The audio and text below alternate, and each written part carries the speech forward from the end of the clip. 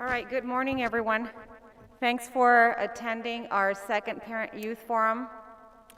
Thank you to those providers that came, especially from out of town, who made the commitment to come and support Douglas community, parents, and students. Today, we know we have quite a bit going on in our community, so I'm hoping we have more participants online. This is being live streamed from the start to the end, so I'm hoping that we have some parents who are at home who couldn't make it, and parents and youth who can join us. This will hopefully go through about 12:30 or 1 o'clock. My name is Ana Samaniego. I'm the superintendent with Douglas Unified School District, and I am one of the members of our steering committee who planned to have this event or a second follow-up. As we know, our youth in Douglas, our parents, have many needs and oftentimes have conflicts in getting resources or knowing who to reach out to when their family has a situation regarding social mental health, addiction, just family issues and problems that end up in our school systems and end up affecting our youth. So on behalf of DUSD, welcome. I'm now going to turn it over to Chief Fullen, who has been my partner in crime in getting this going, along with our steering committee, and he will do some introductions, or we'll let our providers do some introductions.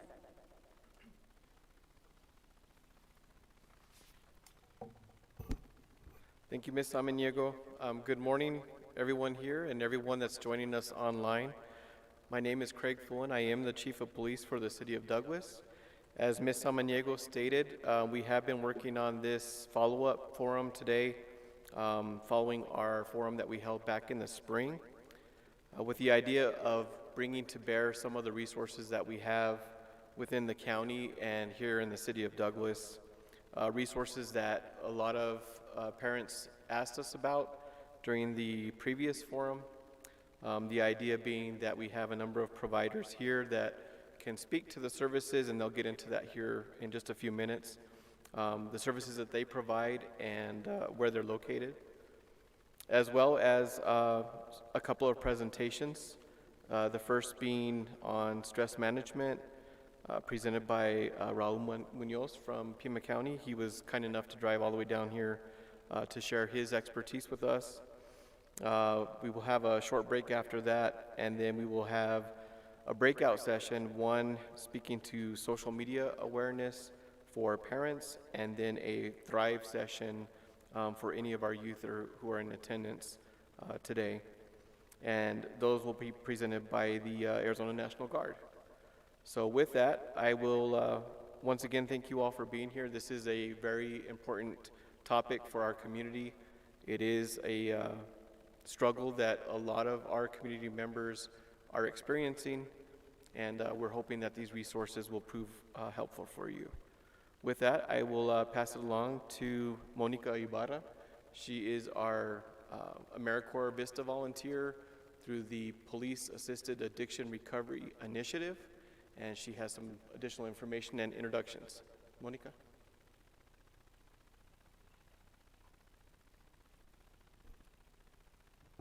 Thank you, Chief. Thank you, everyone, for being here today. Good morning. My name is Monica Ibarra. As Chief stated, I am working with Police Assisted Addiction and Recovery Initiative, where I assist law enforcement in creating non-arrest pathways for individuals struggling with substance use disorder. I'm also working with Amistades, which is based out of Tucson, but we have an office here in Douglas. We provide youth life skills training, and we also provide prevention.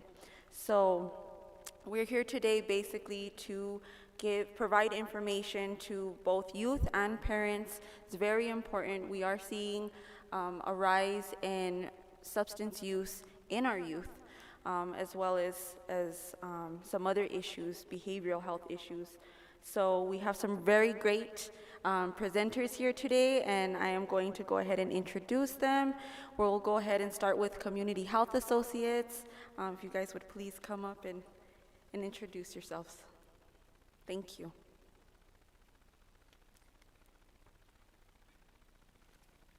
Hi, good morning. My name is Lupita. I work with the children's team. and I work with substance abuse and adults teams. We are, well, yeah, we work with the community, especially crisis. We work after hours crisis teams. We have that program that we help in the community, any person who has any crisis in the after hours, midnight, person who was at home, person who was at the ER, person who are in jail too. They are having an issues at that moment, and they can deal with them, the family, or the same person. We're working for that. But also we work during hours office. We work that also we provide support to the community during the day.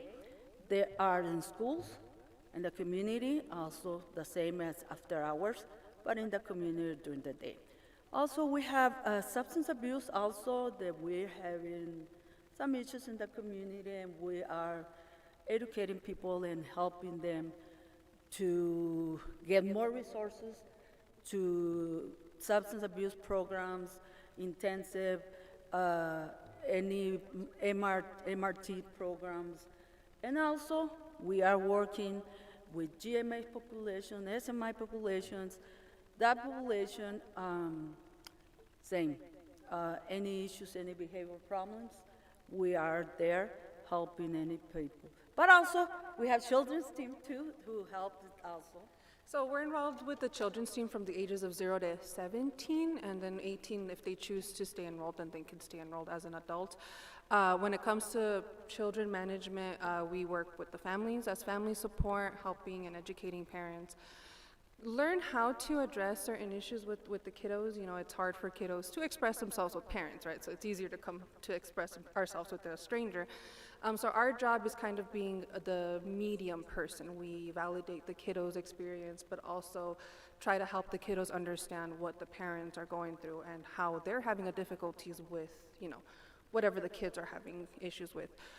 We are involved with the schools, so if there's any crises that are happening at the schools, even if it's like a behavior crisis, you know, crisis for us, it's like serious, like if they're endangering themselves or endangering others. But, you know, sometimes at the schools it can be like some kiddo just running around and he's angry or throwing stuff. So it is a danger. So we can go and do like, you know, de-escalating them, helping the schools and the teachers kind of understand what the kiddos are going through, if the kids are in any sort of medication management. Our office does provide psychiatric services, not only for adults, but also for the kids. We work closely with probation, you know, if the kids need any sort of substance abuse or, you know, diversion programs, anything specifically that the family and the kids need, that's what we can focus on as well.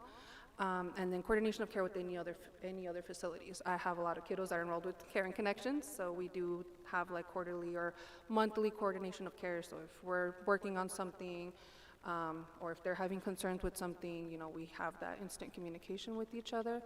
And then we offer life skills for the kiddos, family support, individual therapy. I'm one of the persons that does the anger management for the kids. We also have like a mood management kids individually. And then I think that's it. Yeah, I think a little bit of everything. I think that's it. Oh, and high and low needs intense services, so for both adult and kids. So that just goes based off of the symptoms, like what they're going through. If we see a family, meaning like a kiddo or even an adult that needs a little more extensive services, like on a weekly or sometimes even a daily basis, we can offer those services as well. Thank you. All right, thank you. Thank you to CHA. They're a great provider that we do have here in town. They also, as they stated, they provide substance use treatment. They are one of the only behavioral health agencies here in Douglas that provide Suboxone, which is a medication-assisted treatment for opioid use disorder. So thank you very much for that. I'm going to go ahead now and introduce Caring Connections for Special Needs. We have them here today to talk a little bit more about the services that they provide.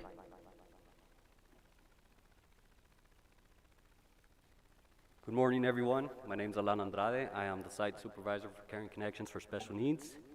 We are a behavioral health agency providing services for children. Actually, birth to 17, we provide services. We provide individual skills, group skills, family support, and respite services. We coordinate with other health homes like CHA, Penal Hispanic, CBUS. They can refer over to us, or the families can actually just go into our office and we can enroll them from there. We have a early learning program for our littles. That is the kids with, we're teaching them skills they need in order for them to go into like preschool, kindergarten, things like that. We also have CFTs, child family team meetings, where we coordinate with the families, health homes, the schools, in order to provide the best services for these families. We provide transportation to and from services. We provide meals, snacks, and that's it. We are located at 1019 F Avenue here in Douglas. Thank you.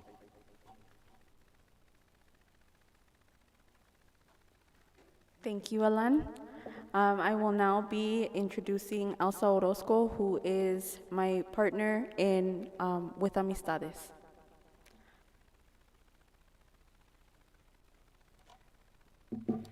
Hi everyone, can you hear me? No me oigo. I'm Elsa Orozco and I am the project coordinator. I coordinate Maya Well Prevention Consortium. I work at Amistades Inc. With Monica Ibarra and Alex Boneo. We are located inside the Douglas Police Department, so if you guys ever need us, we're there. Amistades, like Monica said, Amistades is an agency based in Tucson, Arizona, and they expanded here to Douglas. So we're mainly focusing on prevention and treatment and recovery. We are not counselors. We don't do the actual treatment and recovery, but we're looking for resources and better ways to implement all of these programs into the community and to the patients here in Douglas. So we have different programs. We have 3 different programs: Maya Well Prevention Consortium, Prevención Sin Fronteras, and Conexiones. Conexiones is the recovery, treatment and recovery part, and the other 2 are prevention. So we have different presentations, youth, life skills. We do trainings on Naloxone and Narcan. We distribute Naloxone and Narcan as well. So, and while we do things like this in the community, presentations and things for youth and youth groups. Right now we have the Take Back event going on at the Aquatic Center also, so along with the Douglas Police Department and National Guard. So anyone is welcome to join the consortium. The consortium meets once a month, the last Wednesday of the month. Not the 4th, the last, because sometimes there's 5. So, but yeah, that's it. Thank you. Thank you very much, Elsa. As she stated, we also do provide Naloxone or Narcan, which is the opioid medication, overdose medication reversal drug that we do carry. So we do provide trainings for that. We are open to providing trainings for agencies and staff, but we are also going out there and, as she stated, doing community outreach and providing individuals with this life-saving medicine. It does only work for opioid overdoses, but it is saving lives. So if anyone is interested, they can go into the Douglas Police Department and ask for either myself or Elsa, and we can provide that to you. So with that being said, I am going to go ahead and introduce Maciel from the National Guard.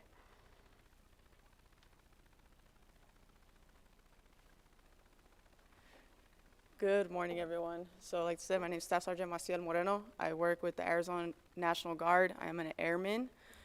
Work on the Counter Drug Task Force, Drug Demand Reduction and Outreach. I know it's a long name, but that's what we do. We go to different communities throughout the state. So we work all the way up into Navajo Nation, but then also down all the way to Douglas. I've worked in San Luis. My areas are all the border towns. We also work with Raul Munoz over there in Pima County. We do different types of things. We work primarily in prevention. We go do education with youth, adults, elders, getting the word out and helping become that force multiplier for different groups throughout the communities. And this is my second time being here. I enjoy being here. If you guys have any questions or you guys want more information, reach out to Elsa or Monica, even Chief, to get our contact information to get us out into your communities. Thank you so much, Maciel. She has been a huge help to Amistades, Douglas Police Department, and a lot of the agencies around here, providing trainings and making the trip down here. So thank you very much. Another one who also made a trip from Tucson is Raul Munoz with the Pima County Health Department. And if you want to come up and talk a little bit about the services he provides. Thank you. Thank you, Monica. Again, my name is Raul Munoz. I am with Pima County Health Department's Community Mental Health and Addiction Unit. And it is a pleasure and honor to be here in Douglas, Arizona, specifically because I was born here.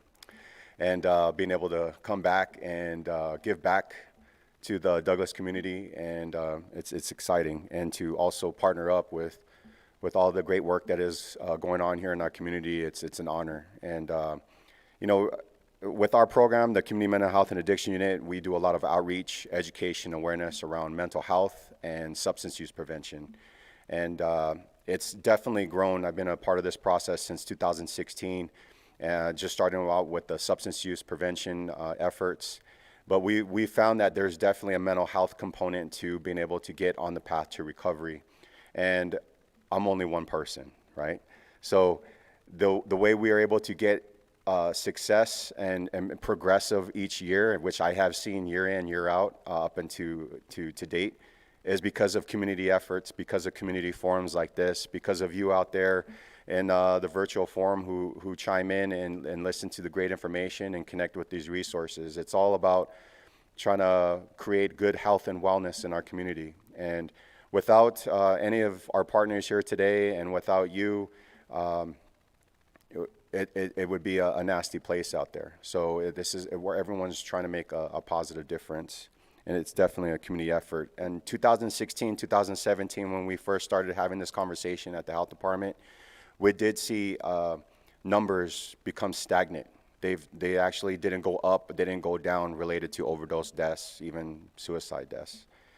However, there have been many challenges that our community has been facing with the pandemic. We've seen an increase in overdose deaths in Pima County by 100. Most impacted are young adults between the ages of 20 and 29.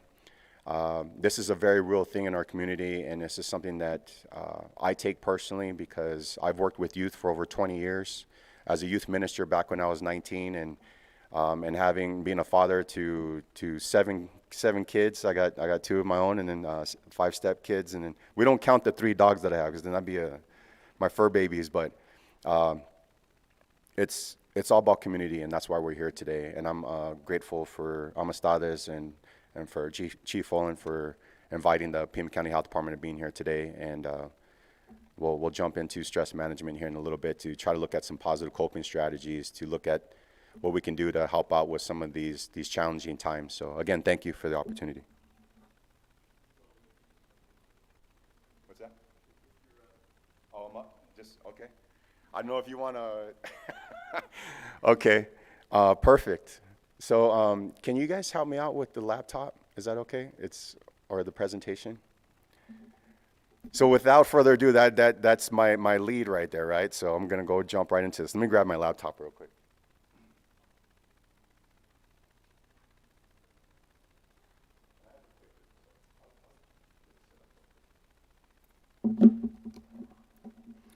I have this just for some notes that I want to use in the beginning because they're very important that I share them with you.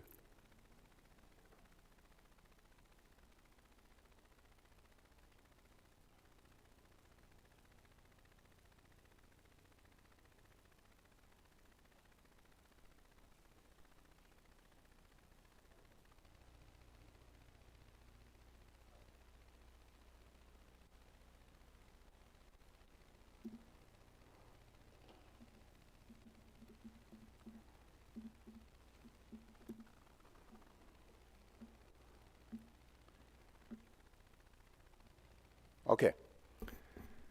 So I'm just out of curiosity. I kind of don't want to get stuck behind the podium, but if you want me to stay here, I will, Marcos. Okay.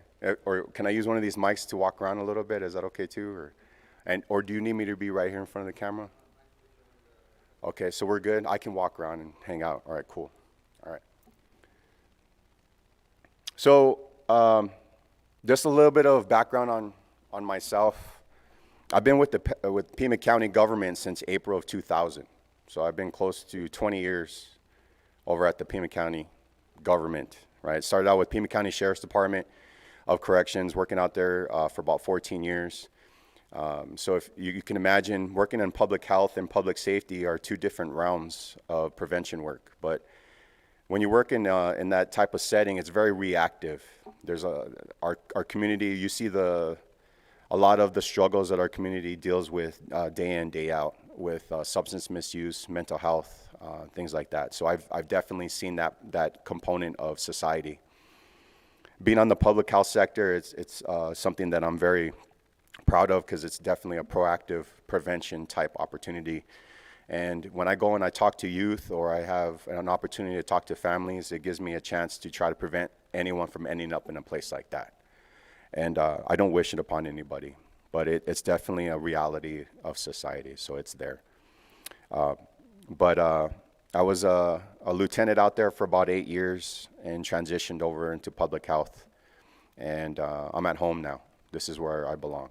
So I really, I'm grateful for the opportunity to share this information. The reason why I bring the Sheriff's Department up is because I used to share this very same presentation to our Sheriff's Department personnel, to civilians and nursing staff over there, and during our 20-minute training briefings. Today I have an hour, so it's really exciting. I can go right into this and spend some more time with you guys. But I will say that this is, out of all our presentations, one of the ones that is most highly requested, because of the fact that we are living in a different kind of time right now. Just things are so different. And what you're going to experience with this presentation today is perhaps you're practicing many of these great strategies already, right? So hopefully it reemphasizes many of the great things that we should probably be doing on a regular basis. If not, and it's something new, that's okay too. And please take that home with you. I would love to make sure that I make contact with all of you before I leave, because there's some other handouts and things that I feel like we should be sharing with our community. There's actually a holistic life scale test that you can test your own stress levels, right?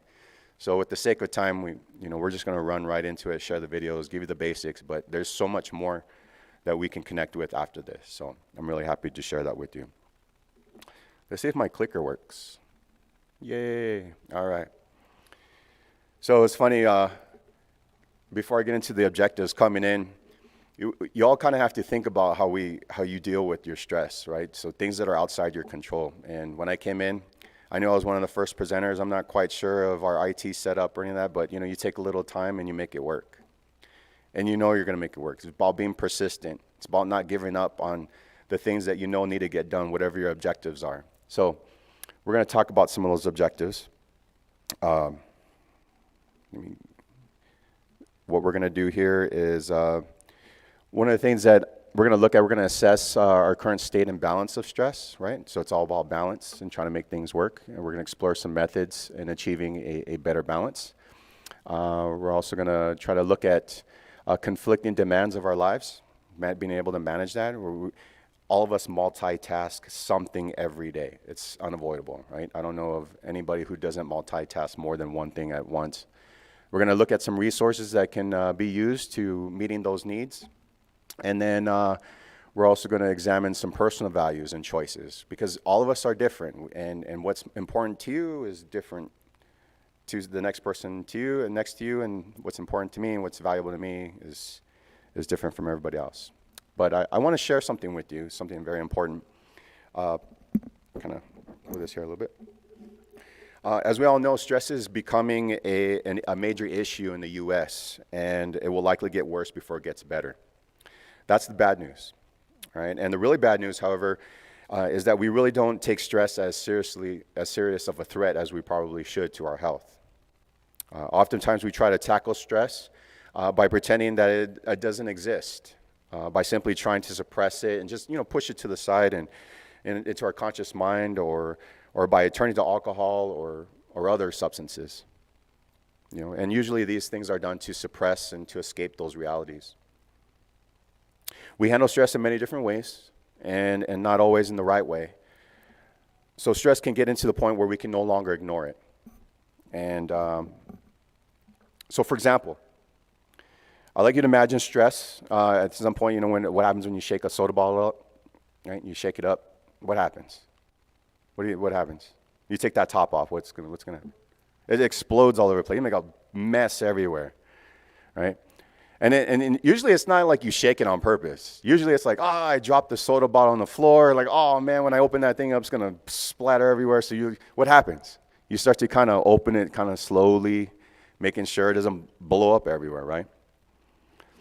Well, that's what happens when we suppress ourselves, right? We hold on to that stress, and we don't have positive outlets to let that go. So what happens is we start shaking ourselves up, very much like a soda bottle. And when we have positive coping strategies, then we're able to really think of it from a perspective of slowly releasing the cap, releasing that pressure off that cap, right? So all of you guys are soda bottles, right? and it's up to you guys to slowly release that cap every now and then, right? Don't just blow up. And I will tell you, I've been guilty of that myself at times, right?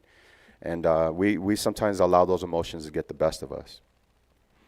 Now, we all have some idea about what stress is, right? Sort of, kind of. All right, and we all have felt the effects of it at one time or another. You know that it's a mind-numbing sensation. It feels like life is overwhelming you, just the bricks on your shoulders, okay? Crushing you under a load of responsibility. That is slowly sucking the joy and happiness out of your life. It's pretty dramatic, right? It feels like that sometimes. So respectfully, we ask ourselves, what exactly is stress, right? Well, Hans Seeley, MD, PhD, a physician that is regarded as the father of stress research, had a difficult time figuring out how to define stress as well. And it is pretty amazing when the experts have a hard time defining it themselves. But actually, stress can have many definitions, both positive and negative. And what it boils down to is how we react to it. Simply is how we react to it. And we're going to talk a little bit about that today. We may be getting closer to understanding stress. It depends on your reaction to an event or a situation. The incident is not just stress itself, but is regarded as the stressor. So stress is not a thing. It is not like having a disease. It's not something you can catch from someone. Some call stress your inner dialogue. We all have that inner dialogue.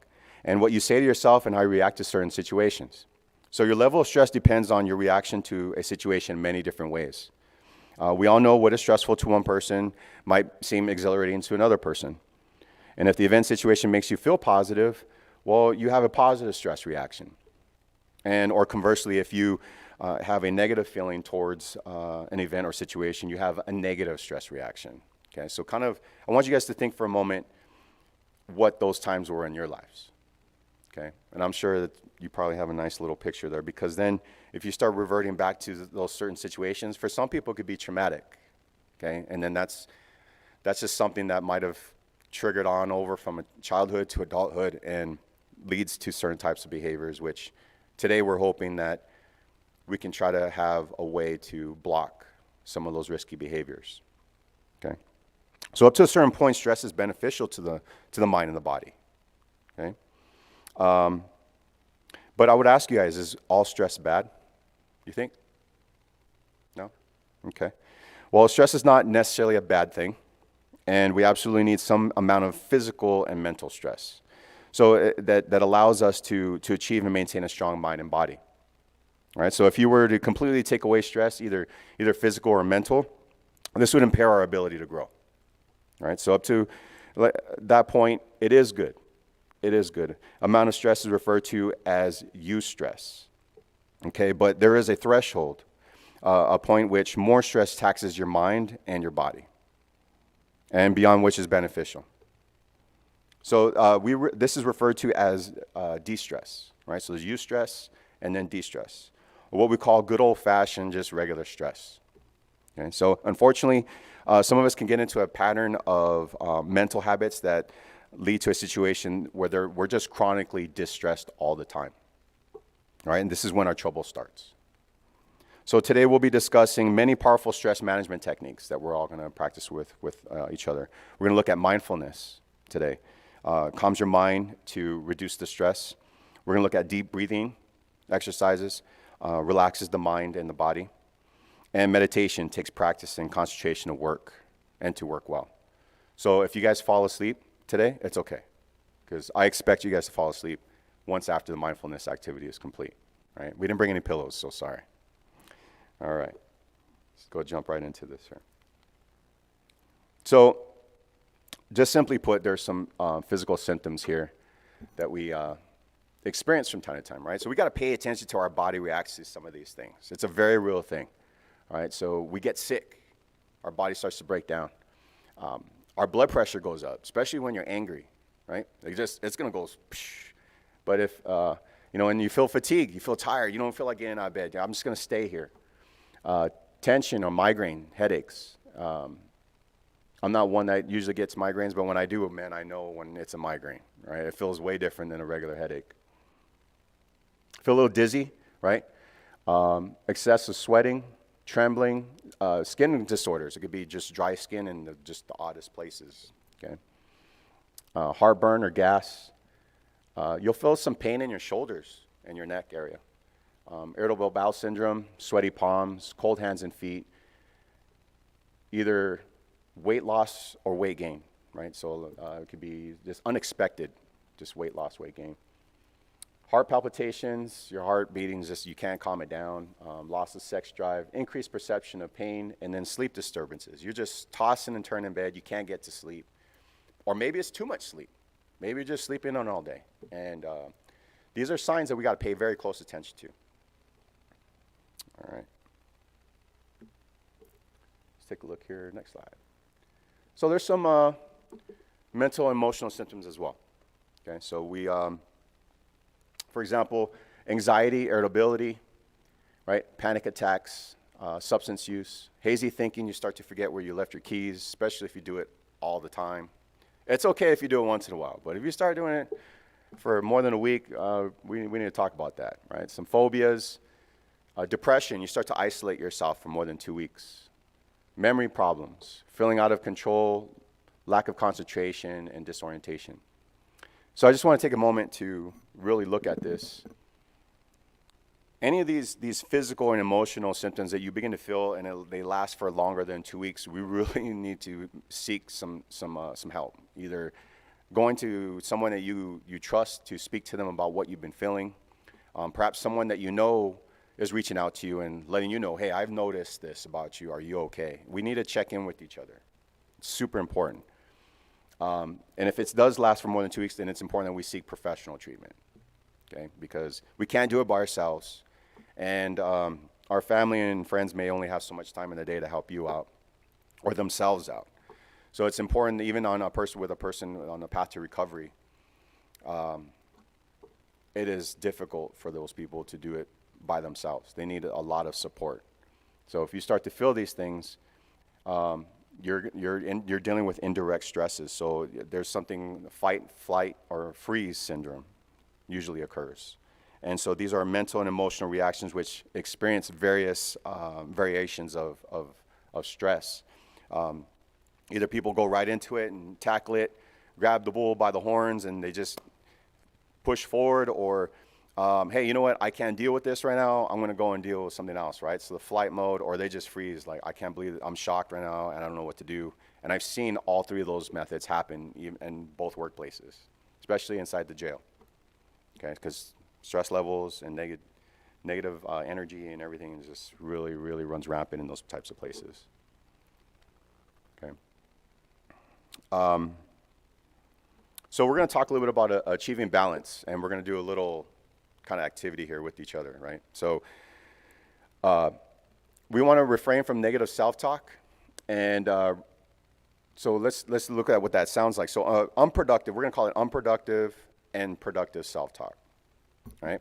So if I was to ask you guys, I want you guys to share with me what you think it is. Is it productive or is it unproductive? But if I was to ask you, my life is crazy, it is out of control.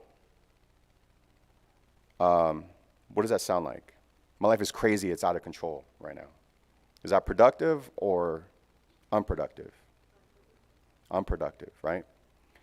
So, but if I was to say, well, my life is crazy, it's out of control, but I'll be okay, I've done it before, then what does that sound like?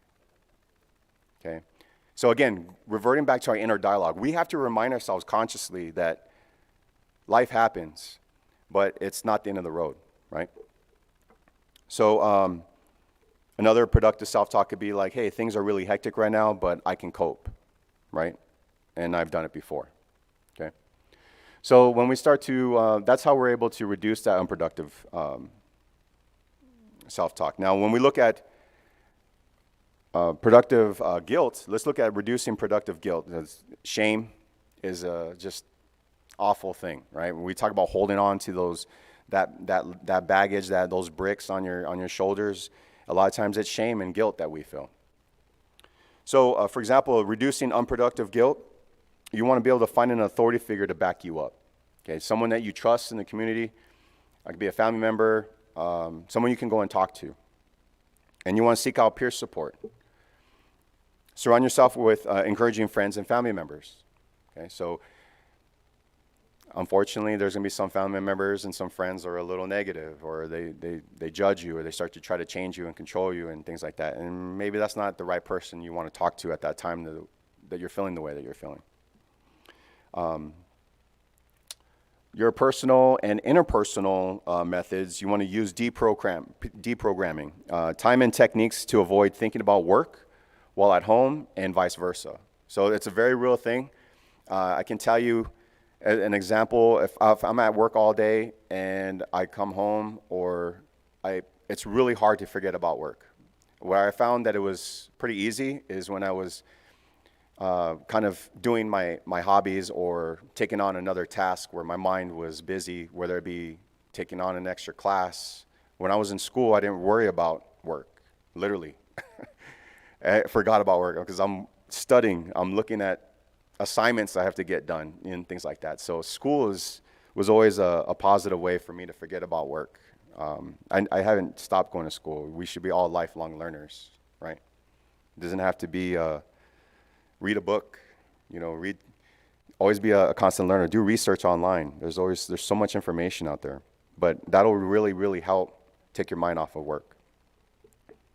Question your standards and expectations, which can be lowered and which can be raised. I don't know. I think some of us, it's okay if we're wanting the highest standard of perfection, right? And it's okay if you don't always meet it. So just, hey, I'm going to strive up here, but if I land somewhere in between, hey, I'm good, right? That's where we want to be at. And will I get there? Absolutely. One day, maybe I'm not ready right now, but I'll eventually get there. That's what I'm talking about. Lowering your standard, and don't be so hard on yourselves because you don't always hit that excellent level. It's okay. And I think there's so much pressure on our young. We put a lot of that pressure on our kids. And why don't you have straight A's? You need to have straight A's. Why aren't these A++ pluses all the way down? Hey, straight A's are great. That's what we want you to get. But hey, if you get a B, or hey, you know what? You pass that class. You have physics. Ooh, physics. Physics wasn't a main subject for me, but I got through it and I passed it. That's a A for effort right there for me, right? And that's how we should encourage our kids. Hey, give it your best. Give it your best. More importantly, surround yourself with encouraging friends and family members. We're probably going to spend a lot more time with those types of people, and it's important that we should.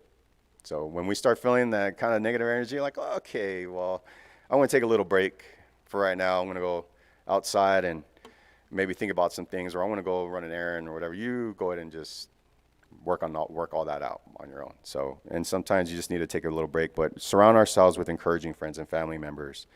And sometimes we may have to let go of some friends that don't always work out. So as far as personal and impersonal methods, use humor generously and positively, right? So humor is a great thing. I was asking, my mom was telling me we were coming in today. She's again from Douglas, and she's like, "Yeah, it's D-Day today." I'm like, "What is that? Like D-Day?" And and you guys all D-Day around here, yeah. And then it's homecoming, and then it was funny because my daughter's out here, and we were at McDonald's last night, and I was trying to use some Wi-Fi, so I did McDonald's. So I got.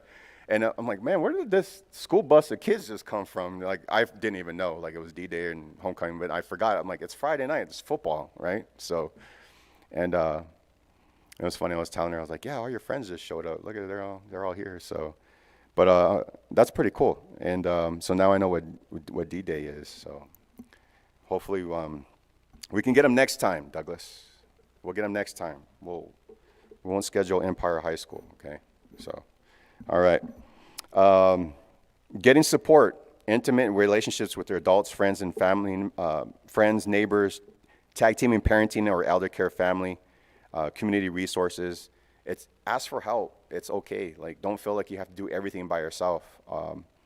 Tag team, parenting, and or elder care. There's a lot of that probably happens here in Douglas, right? So I know my Nana is here in Douglas too, and she's all over the place. She's 80 years old and she's still running around all over the place. And I'm thinking she's the one picking up everybody. I'm like, so who's taking care of you, right? But she's still going. But there's a lot of our family members that I think that when you have that family foundation, it's powerful, right? A lot of the health concerns we have in the community is because we have broken families. And we really need to, family dynamics is a lot different now. It's not like your traditional mom and dad, white picket fence, and dog named Fido. There's nanas and tatas raising kids and, foster care and things like that. But the thing is family dynamics look a lot different, but the fact is that it's family. And that's what's most important. So we got to keep that strong here in our community.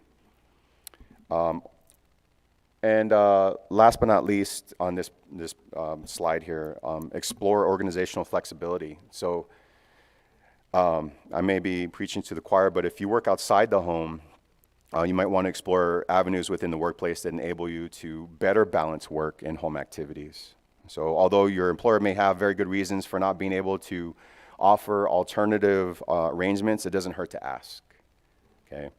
And some arrangements you may be able to negotiate include a flexible start and end time of the day. Perhaps you're rushing in the morning to get the kids to school, and you're never going to be at work right at 8 o'clock. Maybe you can adjust it to 8:30, and then or maybe shorten up your lunch or pick up your kids during lunchtime and things like that. So it's a little bit of a balance.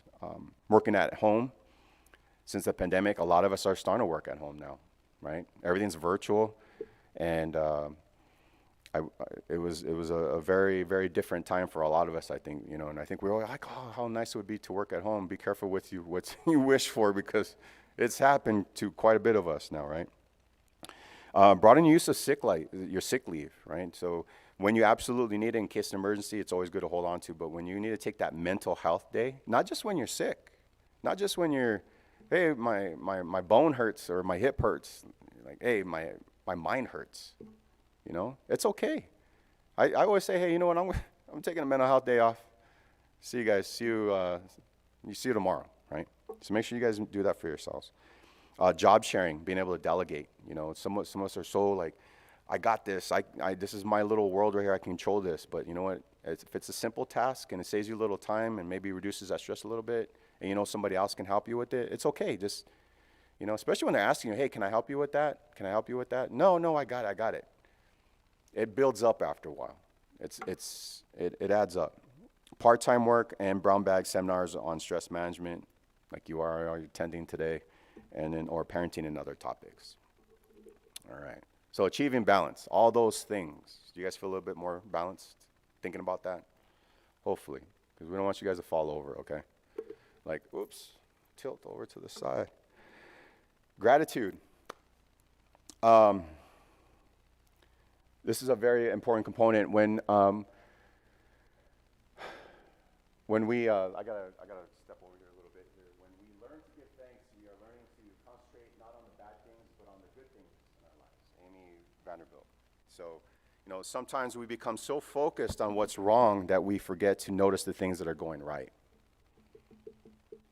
Okay?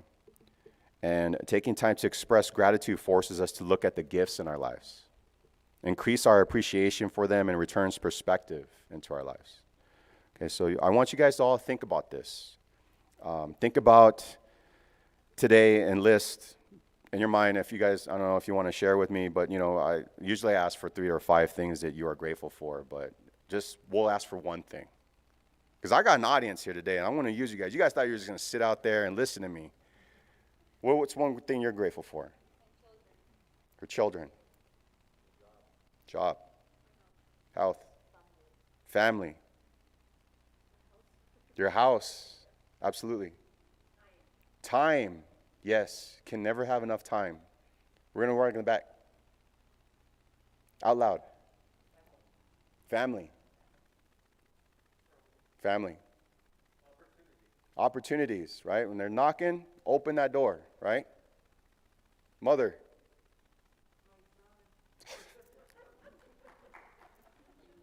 Not now, Mom, please. Please. Just kidding. Thank you. Family.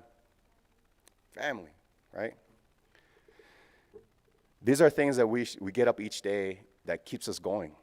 It gives us purpose. All of you, each and every single one of you have purpose.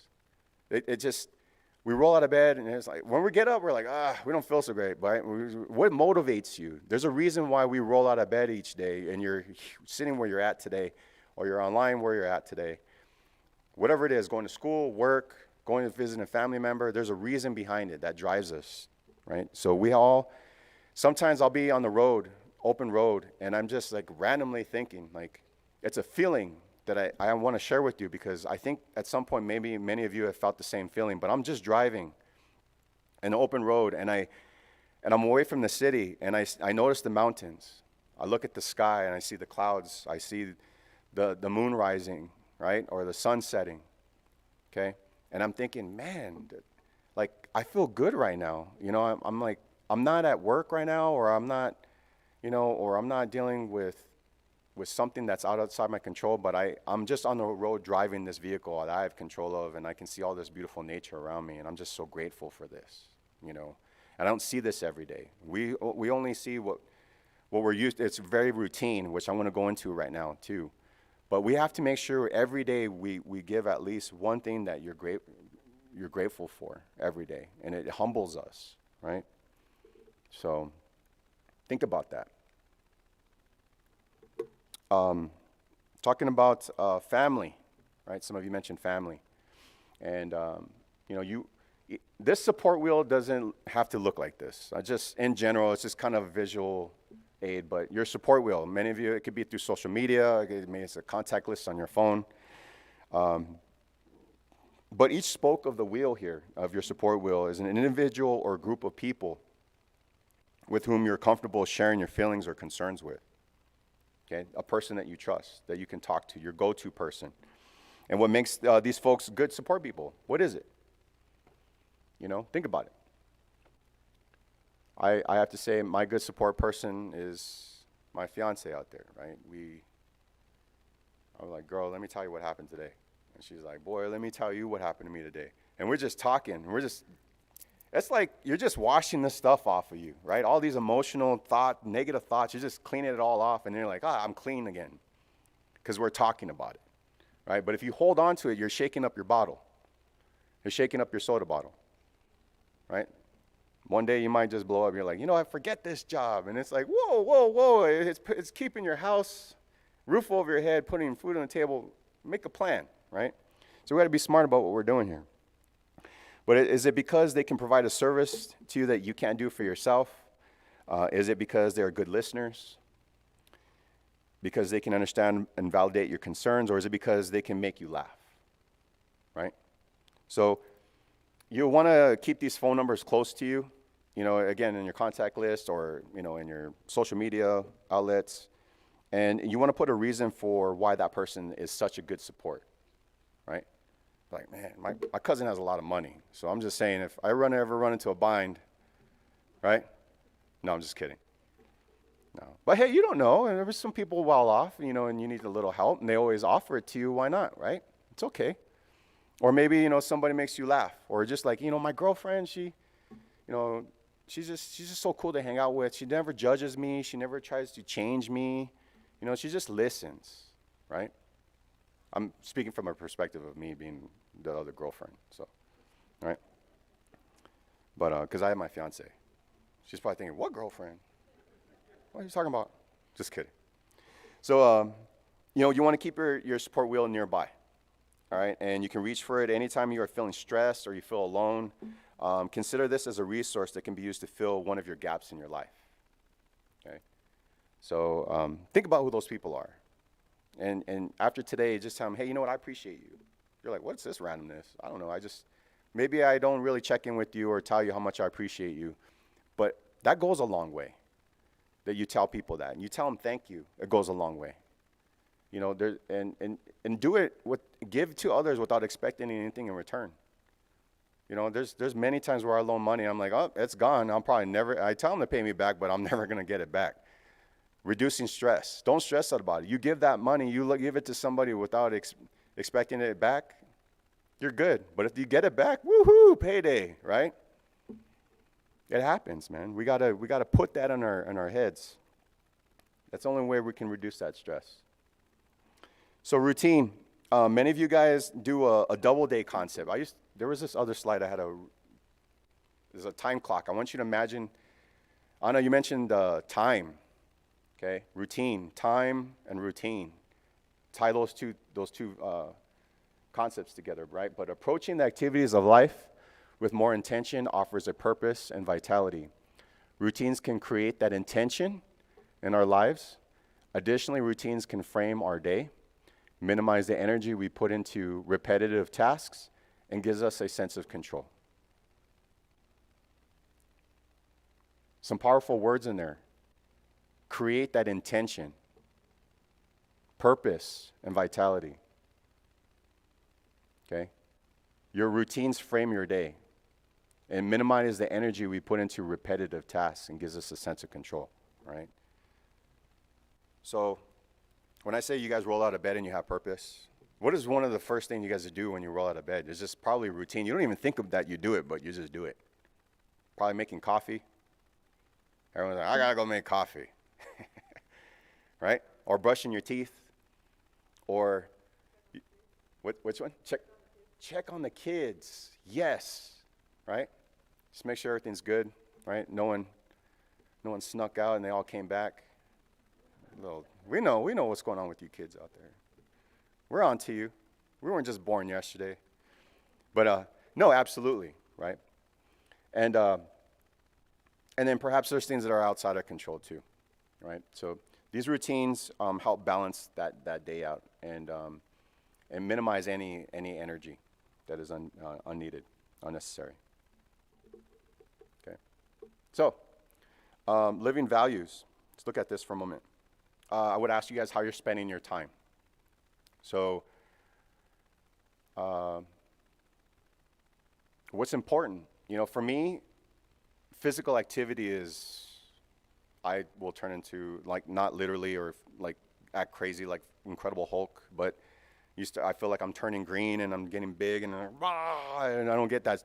I'm like, I've been 3 days without working out. I'm like, it's driving me crazy. So, but I have to go and release whatever I was dealing with. And it's amazing because it's my place of zen where if I go and, even if it's for a walk or treadmill or lifting weights, whatever, it's amazing how many more ideas and thoughts that are positive you can be like, hey, I got to go and check with this person. I got to go take care of this task.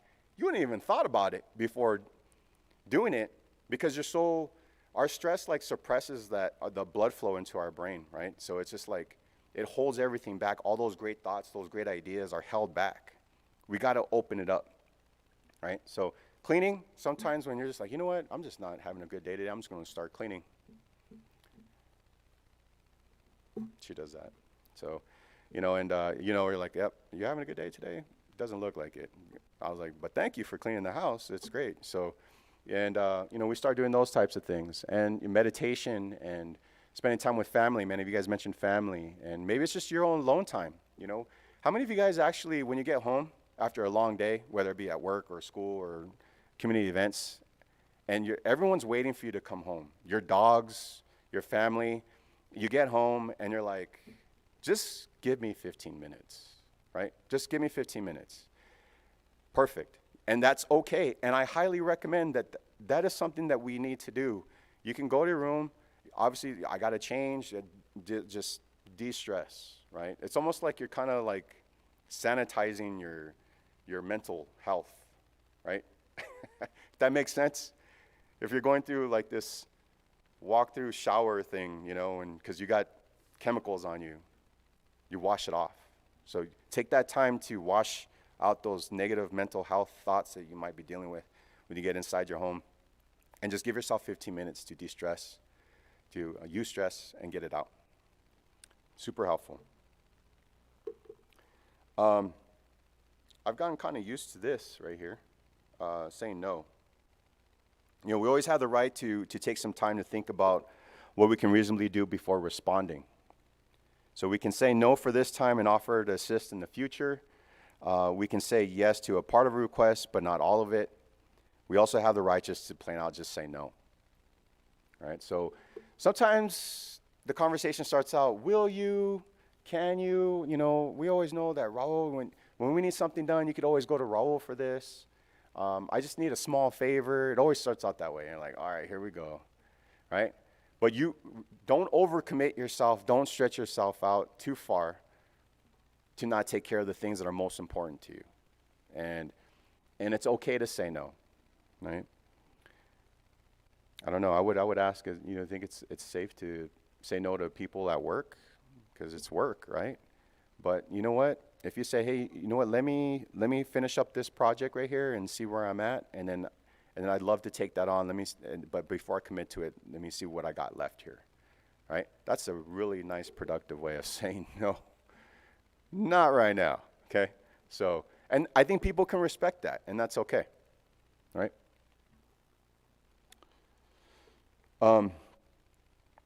I just want you guys to know that learning to say no is a very, very critical piece of the stress reduction puzzle, all right? So very, very important. And now I'm going to ask you guys, again, a little bit of a participation here, but we must know the difference between when we're making an excuse and a choice, okay? And we probably heard it. You're like, you're just making excuses, right? Or is it a choice, right? And there is quite a bit of a difference in how a person feels with just the words that they use, okay? Turn the I can't into I won't. Because you know what happens how do you feel when you say I can't? What do you guys feel? Like if I ask you, can you help me out over here, you know, with my yard, or can you help me do, you know, lift this or do that or another, and you say, no, I can't do that right now. And maybe you don't really care, but I think most people are like, hey, you know what, I feel kind of bad that I wasn't able to do that. And they hold on to a little bit of that guilt we were talking about, a little bit of that shame. Choice says, I won't do that, okay? And that reduces it. You don't hold on to guilt or shame when you use I won't versus I can't. And we don't realize how powerful the words that we have use are. So let's look at this for a moment. The purpose of this is to reduce stress and create accountability of one's choices, okay? So, for example, I'm so tired I just can't get up and exercise this morning. I can't. But if I was to say, hey, you know what, I'm so tired I just won't get up and exercise this morning. So a little bit of a difference there. I just, you know what, I'm making a choice right now. Maybe later. Maybe I'll do it later, but not right now, okay? I can't possibly do that too versus I won't possibly do that too. I can't say no to her. She's always willing to help me out versus I won't say no to her. She's always so willing to help me out. What do you think happened in that scenario? Probably ended up helping her out, right? I just can't take those unreasonable demands anymore versus I won't take those unreasonable demands anymore. And then, of course, I can't do that. It's too hard. So, you know, Very important. I want to share a video with you guys real quick here. I've been talking quite a bit, and there's been a few videos that we've kind of skipped over, but let me share this one with you guys.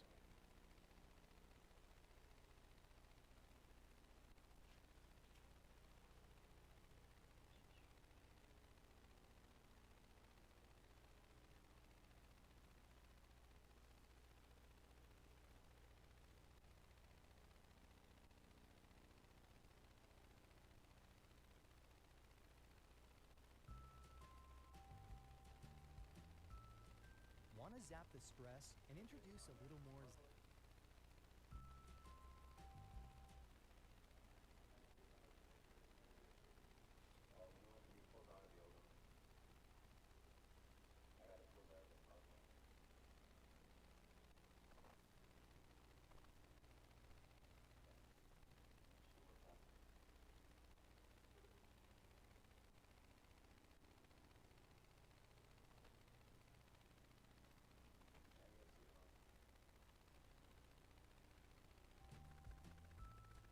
Want to zap the stress and introduce a little more zen into your life? Follow these 7 steps. Want to zap the stress and introduce a little more zen into your life? Follow these 7 steps for a more peaceful path. 1. Eat a healthy diet. Forget the ice cream binge and load up on fresh fruits and veggies and lean proteins. Your body will thank you with a happier outlook. 2. Get enough sleep. You'll be better able to handle stress that comes your way. Didn't catch enough Z's last night? Grab a nap for a mood boost. 3. Get moving. Take a stroll around the block, walk the dog, or bike to the grocery store. Find an exercise buddy. It's always more fun to exercise with a friend. Exercise releases feel-good chemicals that will lift your spirits. 4. Try some tunes. Soothing music can lower blood pressure, heart rate, and anxiety. Upbeat tunes can help you blow off steam. 5. Come up with a stress relief toolkit. Meditate. Take a long walk. Watch a comedy. Curl up with a good book or light some candles. Find what soothes you. 6. Enjoy nature. Work in your garden, walk in the woods, or relax in the park. A change of scenery can brighten your mood. 7. Get social. Have lunch with a coworker. Phone a friend. Volunteer. Take a class. Being around other people will give you a fresh perspective and help you find your happy place. It's all about what works for you. So start letting go of the stress in your life and move to your place of peace.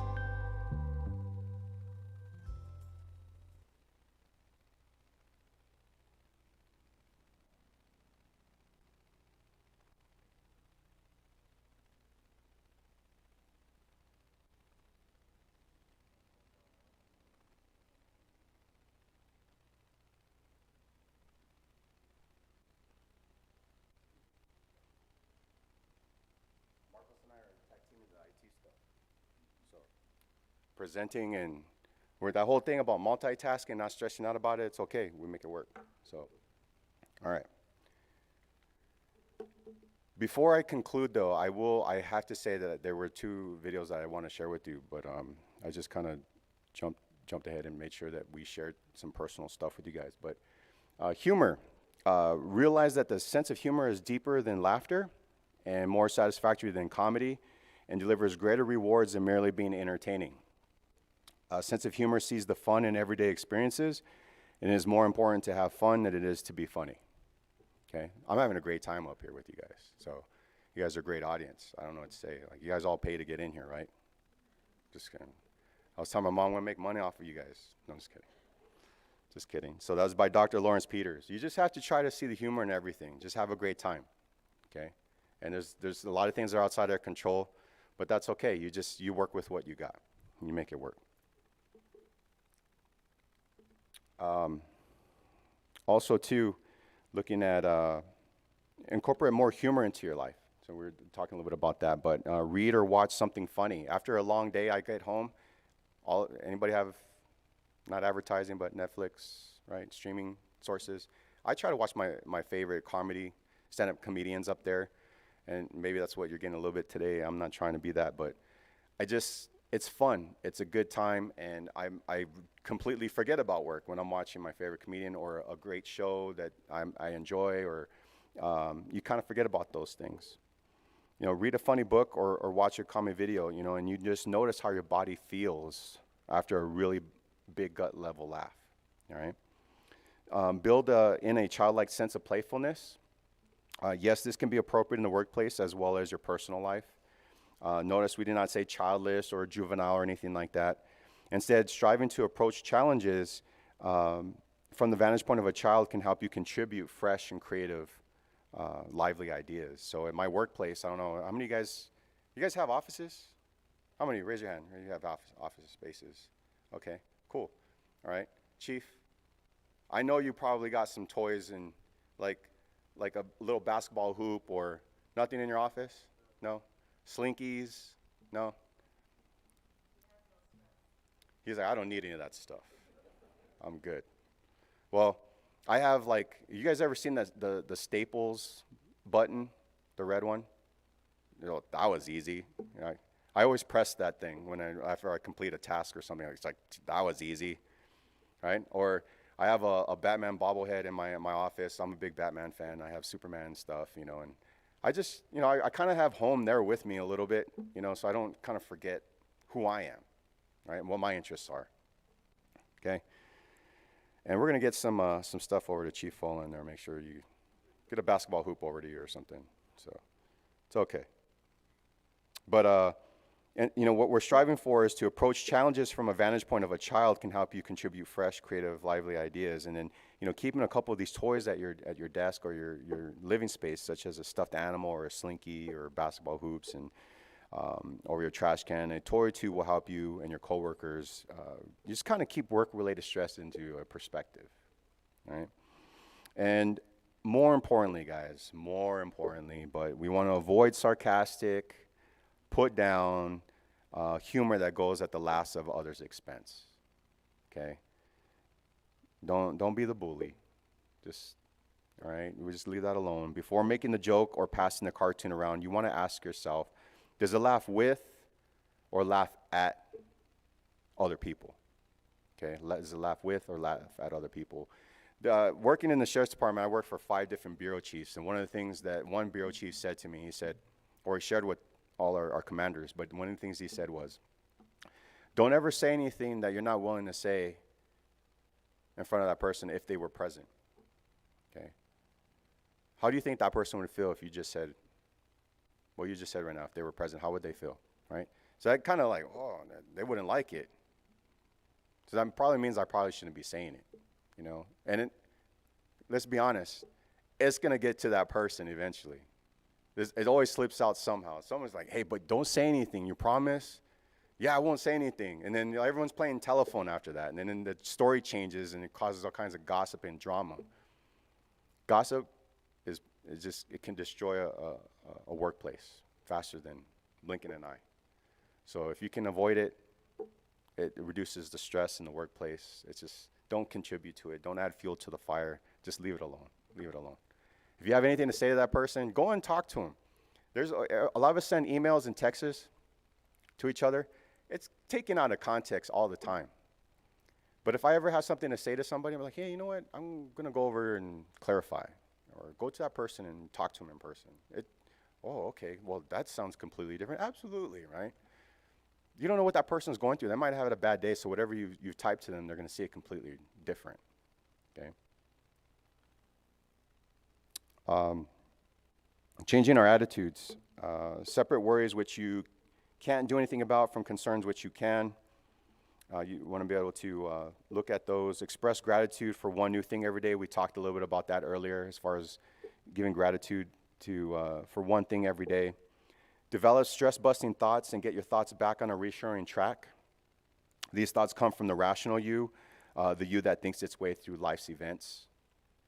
And then change your internal dialogue and give yourself positive reinforcement for even the smallest accomplishments. I'm going to tell you right now, I don't know, it's very basic, and maybe we forget about some of the basic things, but if I'm making a to-do list, and I start kind of checking it off or crossing things off, how does it make you guys feel? It feels good, right? You're like, yes, like, I don't know why, I just scratched it off or checked it off, and by the end of the day, you're like, hey, I got nothing left.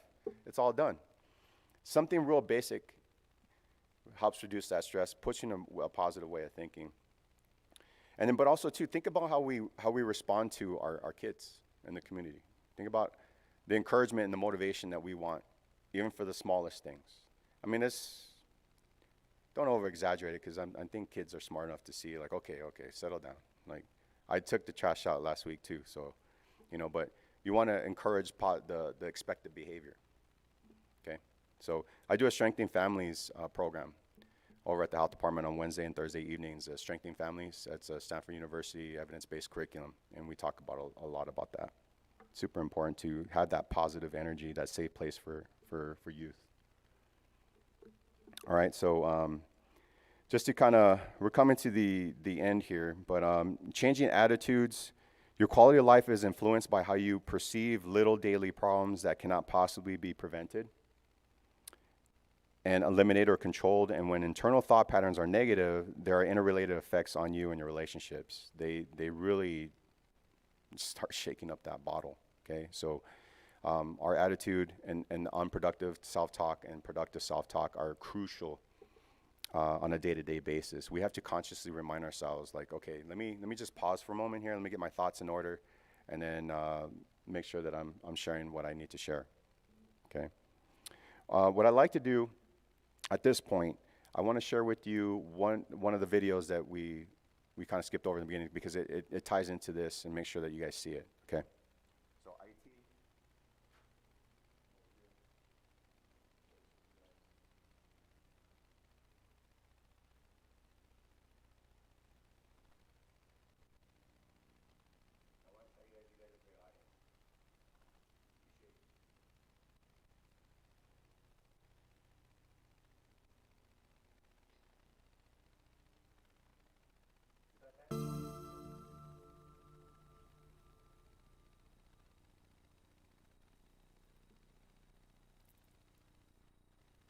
Hi, I'm John. I'm 37, and for most of my adult life, I've struggled with mental illness. The medication I take helps most of the time. But sometimes when I'm stressed or overworked, my symptoms creep up on me, and I have to work really hard to get them under control again. But over the years, I've learned a few strategies that have helped me deal with my symptoms before they become a big problem. These tips have really helped me stay healthy and positive.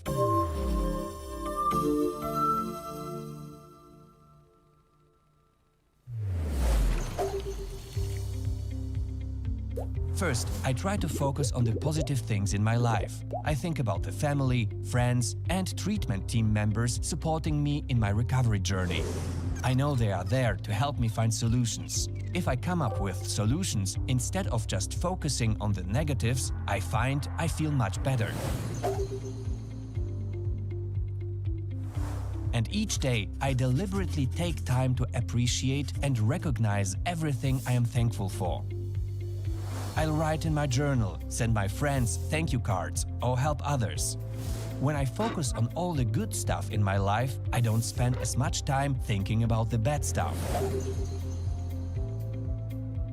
Next, it's really important for me to connect with others. Being around my friends and family always puts me in a better mood and helps my self-esteem. These meaningful relationships help me maintain a positive attitude, which gives me space for personal growth. It's also very important for me to stay physically fit. I try to eat a healthy diet, exercise a little each day, and get enough sleep, as directed by my physician. I always feel great after I work out, even if it's just a walk around the block. One of the hardest things for me was developing coping skills that worked for me. It was tough to learn how to respond in a healthy way to stress, sadness, criticism, and negativity. When I learned what worked for me, I was able to get back to being myself. One way I learned to cope is by writing about my negative experiences and how they made me feel. I also got professional help when I needed it. I learned to recognize the signs and symptoms that I knew were warning signs that I was not doing so well, and I found it's better to reach out for help sooner rather than later. Asking for help takes courage, and I am so glad I asked my wife to help me find a therapist. My therapist helps me in ways that my friends and family can't. Don't get me wrong, their support is also very important to me. It took me a while to start putting these strategies into play. It didn't happen overnight. I tried them one by one. Some work better for me than others, but everyone's different. So I take my medication as directed by my doctor. And when I'm feeling extra stressed, I know I have the tools to help me get back on track. Talk with your doctor, try these tips, and find the strategies that work for you.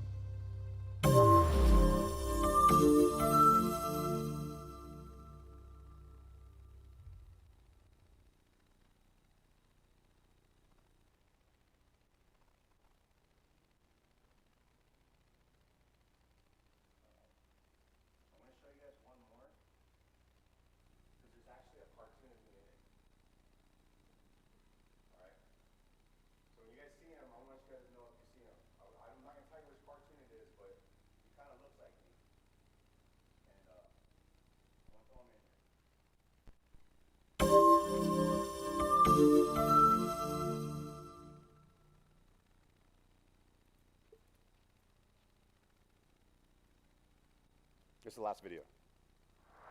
I can't believe this. I can't do anything right. The car needs new brakes. This is gonna cost so much. This is why I never get ahead. I can never find anyone I want to go on a date with. I'll be single forever. I should have gone to the gym today. I always make excuses.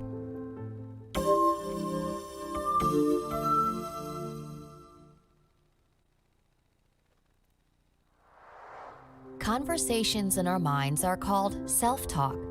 These internal dialogues can shape your beliefs and influence emotions and behavior. Repeated self-talk can eventually become what a person considers facts, even on a subconscious level. Positive self-talk reflects internal thoughts that provide you with assurance and motivation. You can use positive self-talk as a way to guide your decisions and tackle everyday challenges. Negative thinking, on the other hand, can detract from or distort your positive outlook. Negative thinking can lead to stress. Let's explore more about negative thinking. Some common patterns of negative thinking include personalizing and filtering. Personalizing is when you see yourself as the cause of all the bad things in your life. Filtering is when you focus on negative information and ignore positive information. These patterns of negative thinking often leave people feeling helpless. But with practice, people can continue to create more rational and positive thought patterns. One step in the process of focusing on positive self-talk rather than negative thinking is to check your thoughts. Whenever you recognize that you're thinking negatively, take a step back and consider how to reword things in a gentler or more positive way. Instead of saying, "I'm always late to everything, I'm so disorganized," say, "If I start using reminders and alerts regularly, I could really make my day run smoother." Positive self-talk is not self-deception. It is a way to find something positive when facing the ups and downs of each day. Some other ways to shift your thinking include surrounding yourself with positive people, exercising, and eating a healthy diet as directed by your physician. It is also important to be aware of situations, environments, and triggers that cause you to fall back on negative thinking. Whenever the opportunity arises, try to find humor to ease the tension. By training your self-talk to be more positive, you will be able to manage stress more effectively. You may also experience less stress and an increase in motivation and self-confidence. It takes time, practice, and patience to train yourself to be effective in using positive self-talk. But when successful, it keeps your mindset balanced.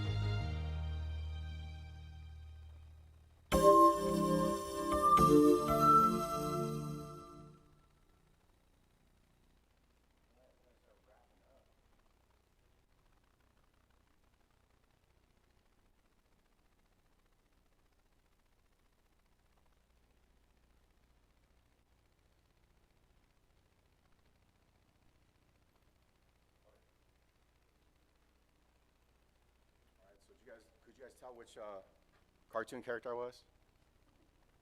When I saw that, we picked that video, I'm like, and I grew out my beard too, just like, but I just started, no shave November, I started getting it back. But it looked just like that guy, it was funny. So I wore a hat too, so you guys don't judge me. Or, you're like, hey, that guy looks like the speaker right there.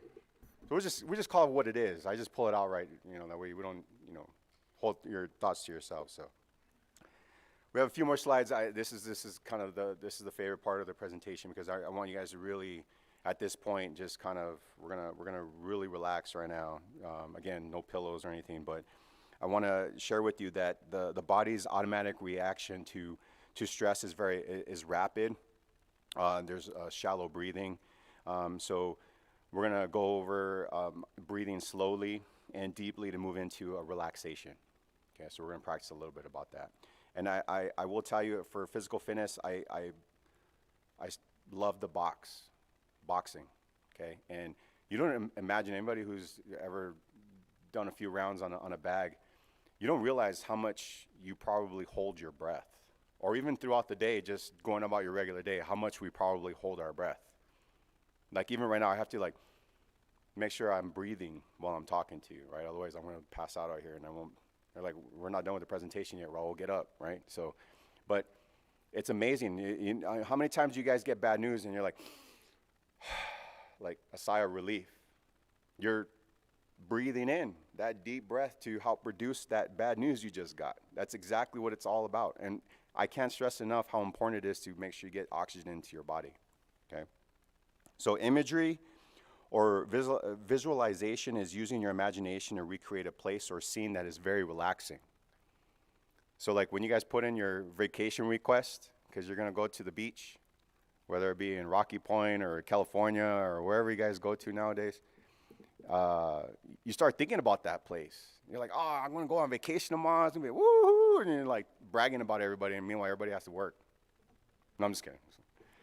They're like, I wanna go with you, right? So, but they start thinking about that place, and you start thinking about it, and then just how happy you are. You're not even thinking about work. You're just thinking about, yeah, I'm going to be on vacation. I'm going to have to deal with work. I'm going to go and relax at the beach and just have my water on the rocks with a splash of lemon, whatever that is, right? Okay. Imagery. Autogenic training allows us to give yourself mental cues to tell your body how to feel. Okay, autogenic training. So my left arm feels heavy and warm. It was cold, but now it's warm, right? Progressive muscular relaxation allows you to feel the difference between tension and relaxation by tensing specific muscles or muscle groups, relaxing those same muscles and concentrating on the difference between the two sensations. So we're going to try it real quick. All right, so everybody, we're going to get our hands like this. We're just going to clench them. Clench them. And then take a deep breath in. And then let go. Breathe out. Okay? You guys are all a little tense, so I just want to do that for you guys. No, I'm just kidding.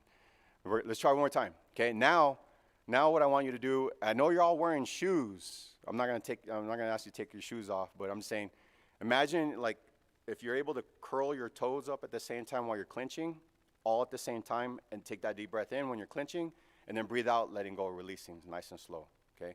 So we're gonna take a deep breath in for 3 seconds, okay, ready? And clench everything, here we go, ready? Breathe in. Release. You see that feeling? Okay?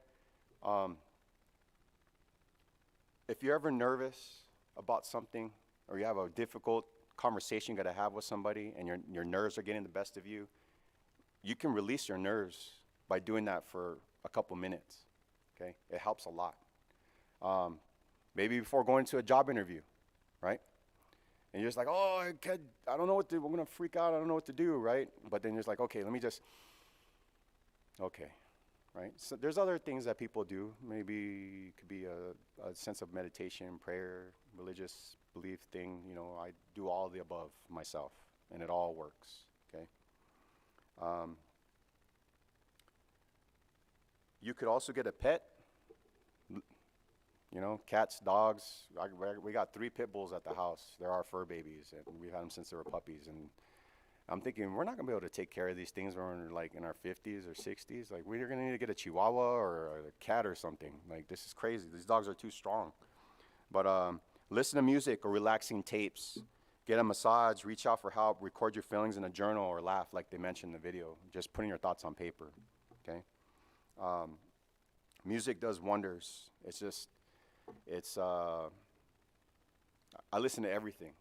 I will tell you though, what's most relaxing is you listen to instrumental music without lyrics, right? So if I'm at my computer, I'm studying or I'm working on a project, like there's some instrumental music you can listen to just for the sound of it.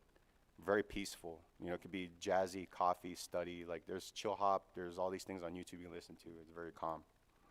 Okay. Now, you guys ready? We're gonna make you guys fall asleep. So, at this time, what I'm gonna do is just kind of get in a comfortable position in your chairs. I know you guys, if you need to stand up real quick just to kind of relax and then get started, sit back down.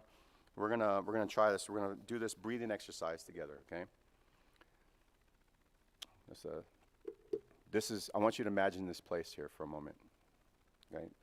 And just kind of, you can put that in your mind there or wherever it is. But what I want you guys to do is just, I want you guys to be in a relaxed position, you know, and sit comfortably with both your feet on the floor, okay? And I just want you guys to just lightly just go ahead and close your eyes here for a moment. And just hands by your side, your palms up. And just listen to my voice. And allow your feet to fall apart as you slowly begin to relax. Okay. Take a deep breath, hold for a moment, then slowly release as you begin to relax.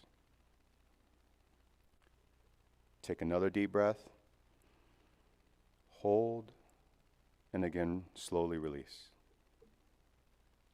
Allow your breath to become calm and quiet.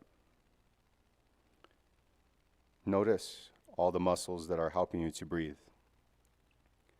Let your body relax and just focus on your breathing.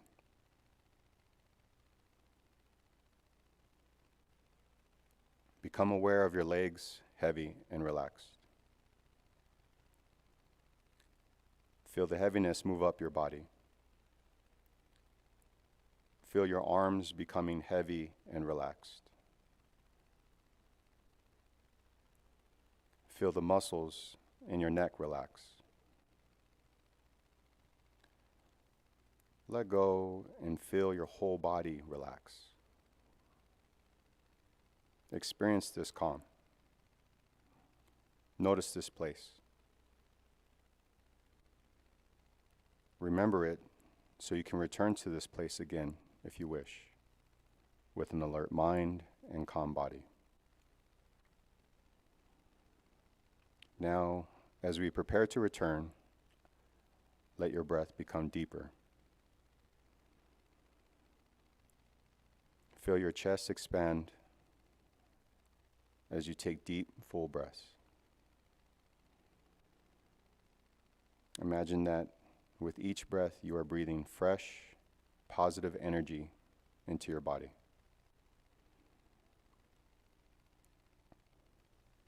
And with each exhale, you are releasing old, tired feelings.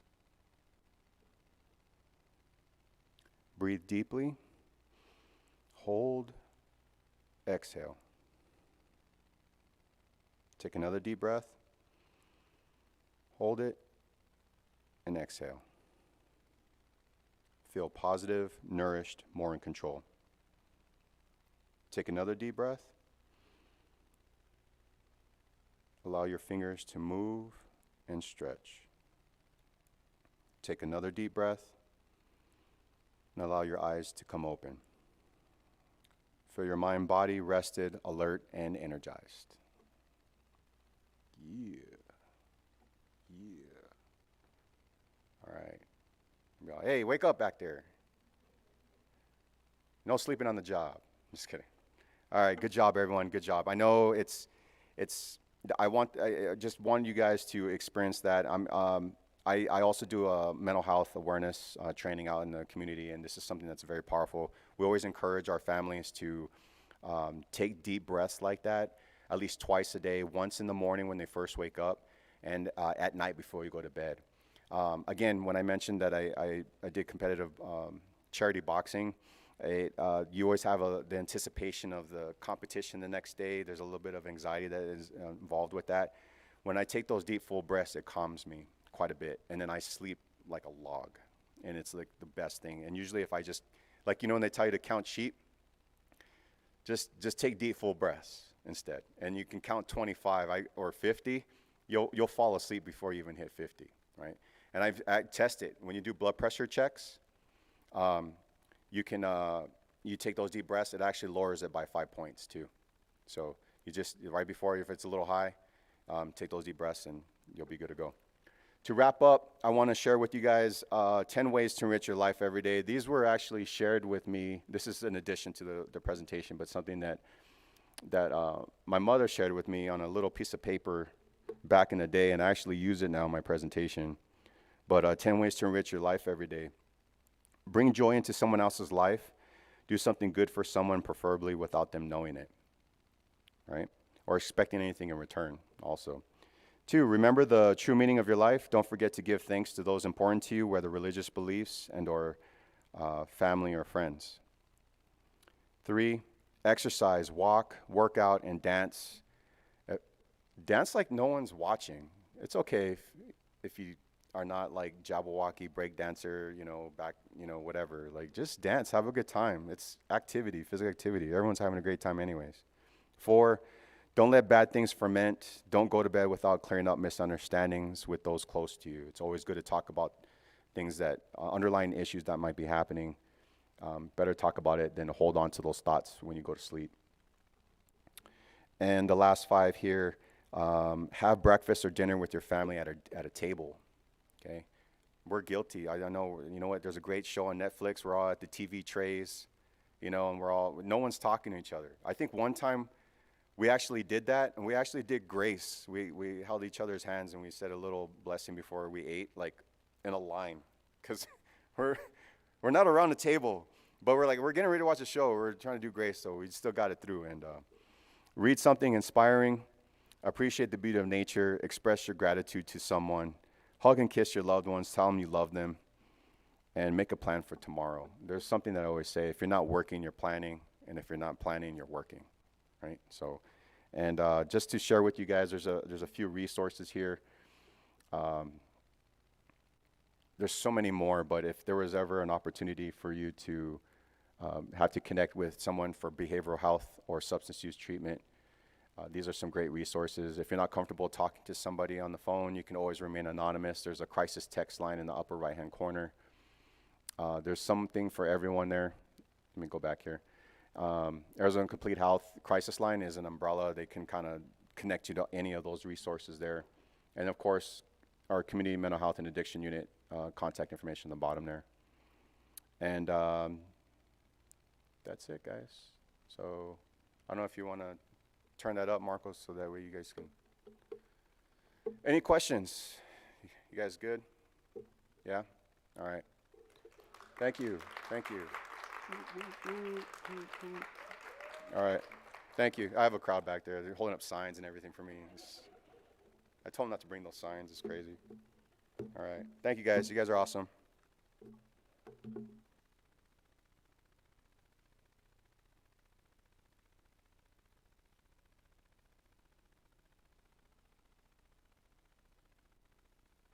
Thank you, Raul. That was an outstanding presentation and a lot of good information. A lot of sound advice from your mom as well. We're going to take a few minutes, take a break while we switch out, and Staff Sergeant Moreno prepares for her presentation. So those of you online, feel free to take a break and come back in about 10 minutes. Thank you.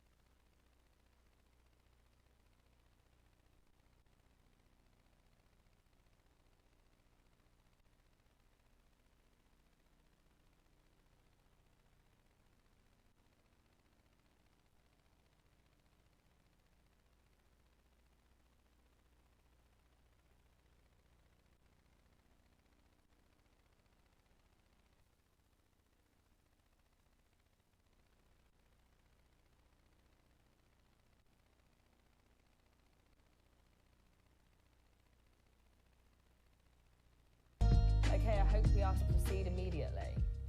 He's a bit aggy. I don't want to order.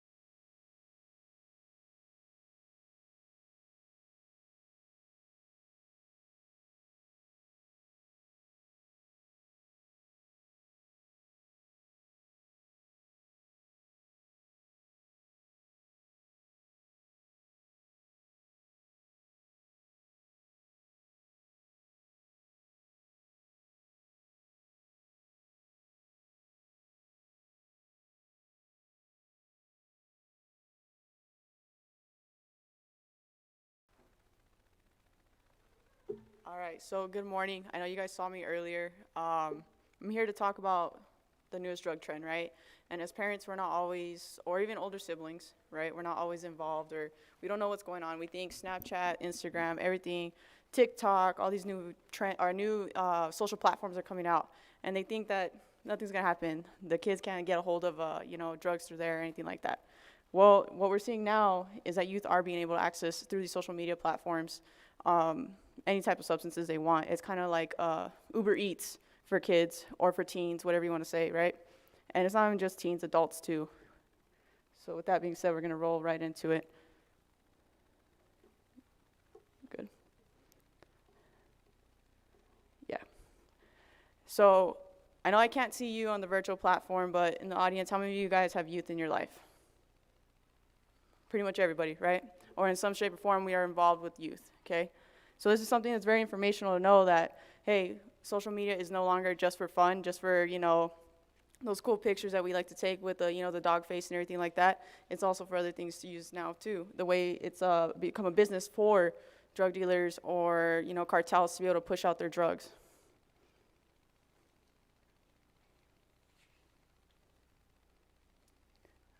We have a technical. I'm not as good as, Raul. All right.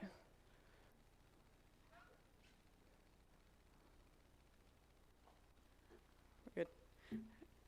All right, we're going to go to the next slide. So do you know what they know?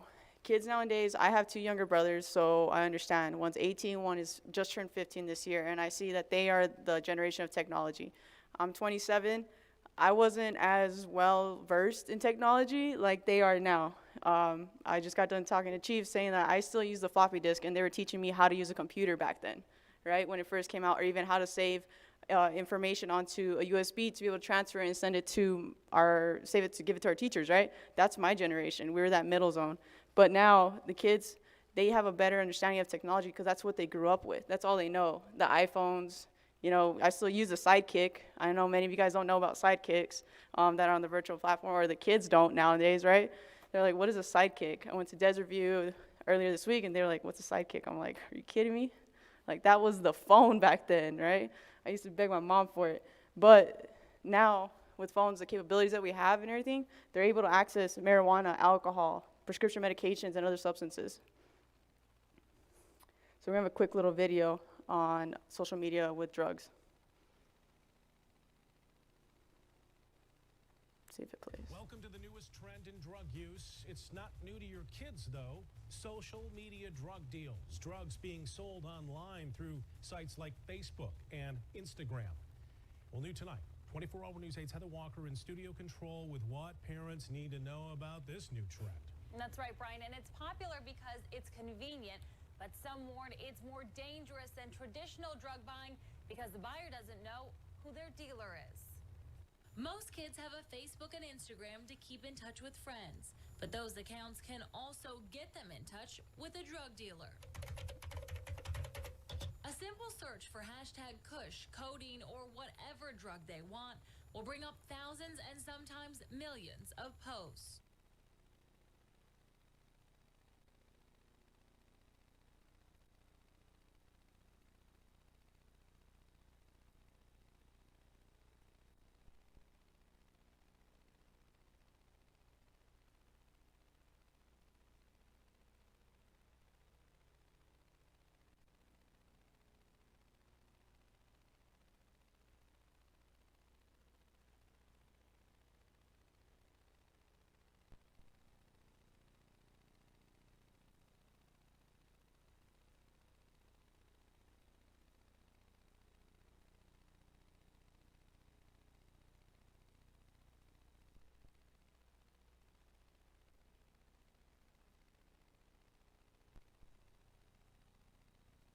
Welcome to the newest trend in drug use. It's not new to your kids, though. Social media drug deals. Drugs being sold online through sites like Facebook and Instagram. Well, new tonight, 24-Hour News 8's Heather Walker in studio control with what parents need to know about this new trend.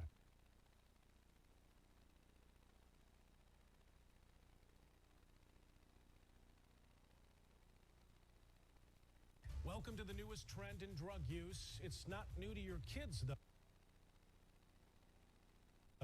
Social media drug deals. Drugs being sold online through sites like Facebook and Instagram. Well, new tonight, 24-Hour News 8's Heather Walker in studio control with what parents need to know about this new trend. That's right, Brian, and it's popular because it's convenient, but some warn it's more dangerous than traditional drug buying because the buyer doesn't know who their dealer is. Most kids have a Facebook and Instagram to keep in touch with friends, but those accounts can also get them in touch with a drug dealer.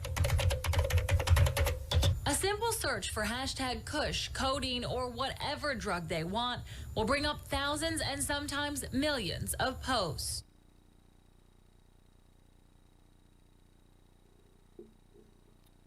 All right. Looks like it's going to cut right there. So we're going to go to the next slide. Welcome to the newest.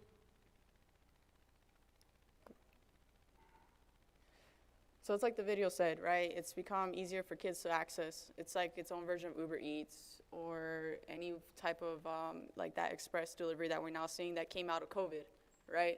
That's one thing that we learned, is that we can get food at our door. We can get now alcohol, right? Even in Arizona, they've allowed it. So here we go. Now with drug dealers are just like a business, right? They're going to change and adapt. So this is what they've done. They've changed and adapted.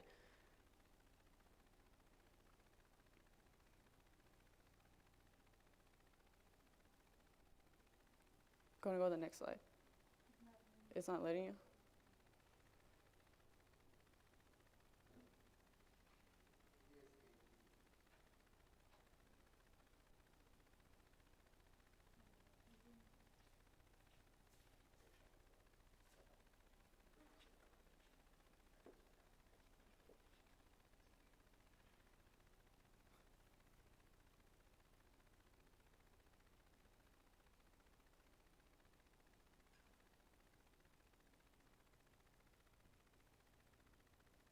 All right. We're going to keep moving forward. So all of these have potentials, right, to be dangerous. We got Twitter, which came out a while ago, even WhatsApp, which everybody uses, right? I've used it while I've been deployed. It's a way to talk to your family, things like that. You also have Instagram, Facebook, and now TikTok. So the one we're going to specifically look at is going to be Snapchat. Go to the next slide. So this is what we're going to go over today. I know it seems like a lot. I'm going to try to go through it as fast as possible, but I want to make sure you guys got the information. So what is Snapchat? How easily accessible it is? Who's on it? What are the risks? State incidents within our area or within the state? Law enforcement perspective, and then what you can do. And I'm pretty sure Chief will also have could have more information on this and within you guys within Douglas. And then resources. Next slide. So what is Snapchat? How do you access it, right? I know in the audience, does anybody have Snapchat? Yes, no? Because I know I have it. No? All right, so we got some, right? So Snapchat. It's a mobile application that allows users to send and receive messages, photos, and videos to family, friends, and acquaintances, right? I've used it while I've been overseas, and it'll get more into depth on even with the Bitmojis and stuff that they've made over the years to make it easier, right? So your friends can see who you are and how you look. It also has messages, photos, like I said, videos produced on the application called Snaps. It was developed in 2011. It was like a year before I graduated, so that's why I said I was still learning about how to use Snapchat and how much it's changed now. And it was made by a third-year Stanford University student, just like we see with Facebook, with Mark Zuckerberg, right? Next slide. So why is Snapchat so popular? The self-destructing messages. Kids think that it's going to be gone immediately as soon as they send it, that within, you can choose options now, to delete while you're viewing. After you open the message and you send it and you close out the message, it's gone. So kids think oh, it's gone, my parents won't ever know, right? They can also change it to, if they want to make sure that it's for 24 hours in case for some reason they forget, they can also put that. They can put it for a 24-hour viewing, and then eventually it'll delete. They can also click on the message if it's within the 24-hour viewing and delete it, and then parents will no longer, or guardians, whoever it may be, won't know what that child has sent to this other person, right? And this is the ability to be anonymous. So they think they're anonymous, right, the anonymity part, but in reality, they're not. And we'll go over that later on. And then a sense of security, because they think that because they can delete it and that no one's going to know who sent it or who they are, because you don't have to necessarily be friends with this person to send a message, that they'll be okay, right? So it's that sense of security. And then Snapchat features, right? So these are a couple of them. This is all it goes over. So Snap audio and video, which is new, which is simply just doing FaceTime. That's all it is. Or you can record yourself for 30 seconds and send the video off, and then you're good. And then voice messages within the chat system now, or chat messaging, you can actually record your voice, send a message just like you do with your regular phone, right? Or back in the day with Boost Mobile when it used to go, where are you at? Same thing, right? But now they can do it here. And then you also got photo video sharing, right? People can look at your stuff, and it can also be not only your friends, but it could be public, right? We'll see the little hot zones and things, and we'll go over that right now. So photo video filters, I know we've seen those, those funny faces and all that stuff that comes with it. Those are those photo video and filters, right? Snap games, they just added those. You could play with your friends, have fun with it. they've added that to intrigue and entice, the kids to want to be on there at a younger age now. So SnapMap, now Discover, which is just like their own version of getting magazines at their palm of their hand, right? You don't have to go to the Circle K anymore or wherever you used to go, Barnes & Nobles, to pick up a magazine. You can have there and read all the chisme as soon as it comes in, right? Kim K and everything, it's right there at your hand. So Snap Cash, you can send money. So it has like a Venmo style Zelle on there. Spotlights, that's where the subscriptions are. Stories, and stories can be viewed. Like I said, it could be also be public. And Snap Stars, emojis, like I said, happening, and sounds. Next slide. So know the indicators, right? So we're going to go, did it skip? Yeah, it skipped over one, I think. No? All right. Well, I'll go over this one. How does it work? So how do you get on to a Snap Map, right? So it's simple. You get on there, you'll see the little Bitmoji that's there, right? And you see those little hot spots that are there. You'll see like the red. That means there's a lot of activity going on there. There's a lot of stories that are getting posted in that area. It's there could be possibly like an event going on there. There's just a lot of snaps that are popping up in that area, right?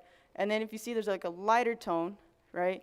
There's stories going on there, but it's not as popular, right? There's not as many people there. So, and when you click on this, you'll actually be able to click and you can see other people's stories in that area, right? You don't have to be friends with them, but you can still see what they're doing, right? And like it says, you can zoom in closer. Pull up your phone, you can literally like a map, right? Just zoom in on it and decide like, oh, I want to see what's going on here. You can go to the other side of the world, right? Like when I was deployed, I would come see, oh, what's going on in Tucson?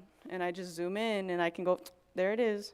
And I can see what Tucson's doing from being on the other side of the world, all right? Next slide. So how does it work? So we're going to go scroll through it slowly, okay? So SnapMap content, and it shows an example. So she actually just clicked on a location, right? Like that blue or that red that we talked about. And this is everything from public stories that are being posted. And she's not even friends with those people. And that's somebody's kid that she probably doesn't even know, just saying. And they posted it up. 112 degrees, that's how you know you're in Arizona, right? And that was just one simple area, and I believe that was in Phoenix, right? So that gives you an idea of like how easily accessible it is for a kid to just be like scrolling around, seeing like, hey, what's going on here, and click in there. Or if they know of a friend that told them, hey, go to this part in Tucson or wherever, Douglas, and click this street, zoom into it, and you can order something there, right? Next slide. We just went through that, didn't we? All right, how do you contact a person on the Snap Map? So like it says at the bottom, right, it shows that little Bitmoji since they updated it. And you click on there, and you can actually message a chat or chat with them, okay? And this is exactly how our youth are connecting with those that are selling substances, whether it's like it could possibly be M30s, right? It could be cocaine, heroin, Molly, anything you can think about. Like in Tucson, the University of Arizona, right? Kids, college students, they're going to be able to access this, and especially if they know that this is going on in their area. Next slide. And this is an example again on how it can happen. So she simply clicks on the name, then you can click chat, and then you can send that person a message. And you can scroll through their story, see what they're doing, where they're going. Oh, someone's getting married when the sons, thought they were going to make it all the way. All right, so know the indicators. This is what I guess mine's a bit different. But, so you have like your streaks. So when you see those fire and it says a number, that means there's a streak going on between that person and the other person on the other end, whoever's receiving it, right? So you have Elmina girl. They've been on a streak for 13 days, sending messages back and forth, and they're both each other's best friend, right? Because that's why they have that smiley emoji there. Then same thing with Jesse Santiboo, right? 76. They've been messaging for a while, right? And then it goes down into like the sunglasses. It means like, all right, we're still best friends. Like we're there, okay. You might not be my best friend all the time, but you're there, okay? Next slide. And so these are the milestone meetings, right? And as parents, it's important because if you don't understand like who your kids are talking to, or like if you don't see these streaks going on, and all of a sudden you're like, oh, they're probably just their friend or whatever it is, you're not gonna pick up on it. So it's like it says, the baby, it's a new friend, right? They just added this person. You don't know who they are. They just added them. They're shared best friends. So not only are you best friends with this person, but there's someone else I'm a best friend with. So you guys have shared best friends. Your number one best friend is their best friend, okay? You are a best friend. So you are their best friend. A best friend to you, like I said, the smiley faces, and then you got the snap streak. And then if they're on a 100-day snap streak, I'll be kind of questioning, why are you guys talking for that much, right? I mean, I don't have the time to be texting my friends for 100 days straight, but kids do it. I've seen it. My little brother does it. Snap streak is about to end, you know, that hourglass, and it'll actually churn to say like, hey, your time's running out to continue the snap streak. And then the snap has replies in the last 24 hours. And then number one best friend for 2 weeks straight. And then same thing, number one best friend for, it actually should be longer than that. It should be like more than 2 weeks straight, right? I've actually had one of those too, so I get it. I'm like, that's a cool one to have. And then you got your number one best friend for over 2 months straight, okay? Next slide. So who's on Snapchat? The age minimum is 13 years old. 13 years old is where kids are now able to, you know, they get cell phones, they get the iPhone, so it's more accessible, right? When I got my first phone, I know it's still pretty young. My mom was a busy mom, so it was like, I want to say 15, 16 years old, but it was a Nokia Luna, or maybe it was younger than that, like 5th grade. It's like this brick. All you had was Pong on there. So, I mean, I couldn't do no snap streak, right? It is what it is.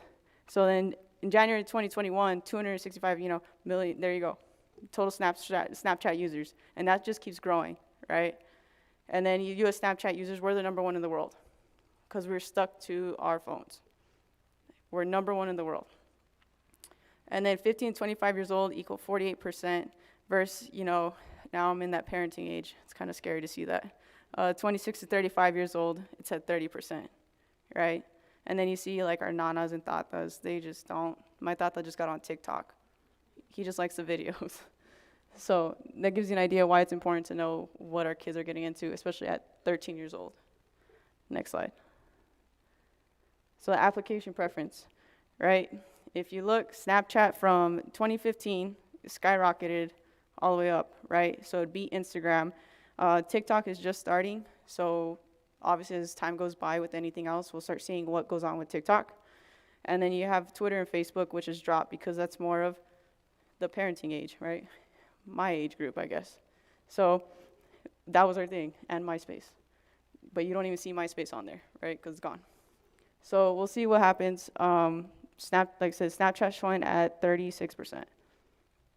And then April 2020, they conducted this survey. Is with 5,200 U.S. teens with an average of 16.2. This is who they conducted the survey with. Next slide. So frequency by age.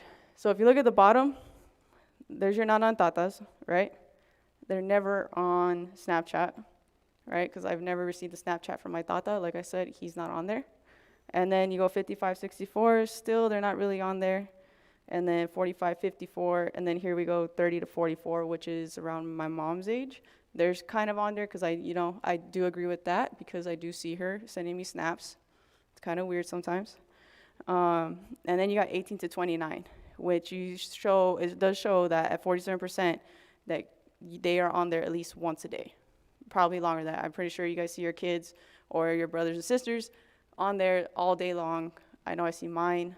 And I tell him, get off, and he's like, no, I want to see this. I was like, all right, do you. So next slide. So what are the risks, right? Snapchat itself is not a risk if used properly. So like I said, it's like anything else in this world, right? If we use it properly, it's not going to become a risk. It could be used as a fun platform like it originally was for, but, people use things to get what they need. And it happens. So this is why we're here. So you guys are educated and aware of what's going on. So it shows your GPS location. When I talked about that Bitmoji, right, you make your own little person. That's what that is. And they're able to see where you are exactly to a T. So if I were to zoom in, like when I'm back home in Tucson, and I want to zoom in where my mom is, will actually go to our property in Tucson. And I'll be able to see where she's at. And then when she moves in the house, it'll actually kind of move with her. That's how accurate it can be, okay? And then the disappearing content, right? We talked about that. It's there for maximum 24 hours, but then it can also be there for a split second as long as if the kids open it and then close it right away, right? And then easy access to anonymity. They think that, hey, I can just message this person. I don't know who they are. They don't know who I am, but I'm going to put it up there, and we'll see what comes from it, right? And then screenshots. It does let you know, I'm going to say this again, it does let you know and let that other person know that you have screenshotted their images, okay? Next slide. So here's a little video of how easy it is to access. See if it'll play.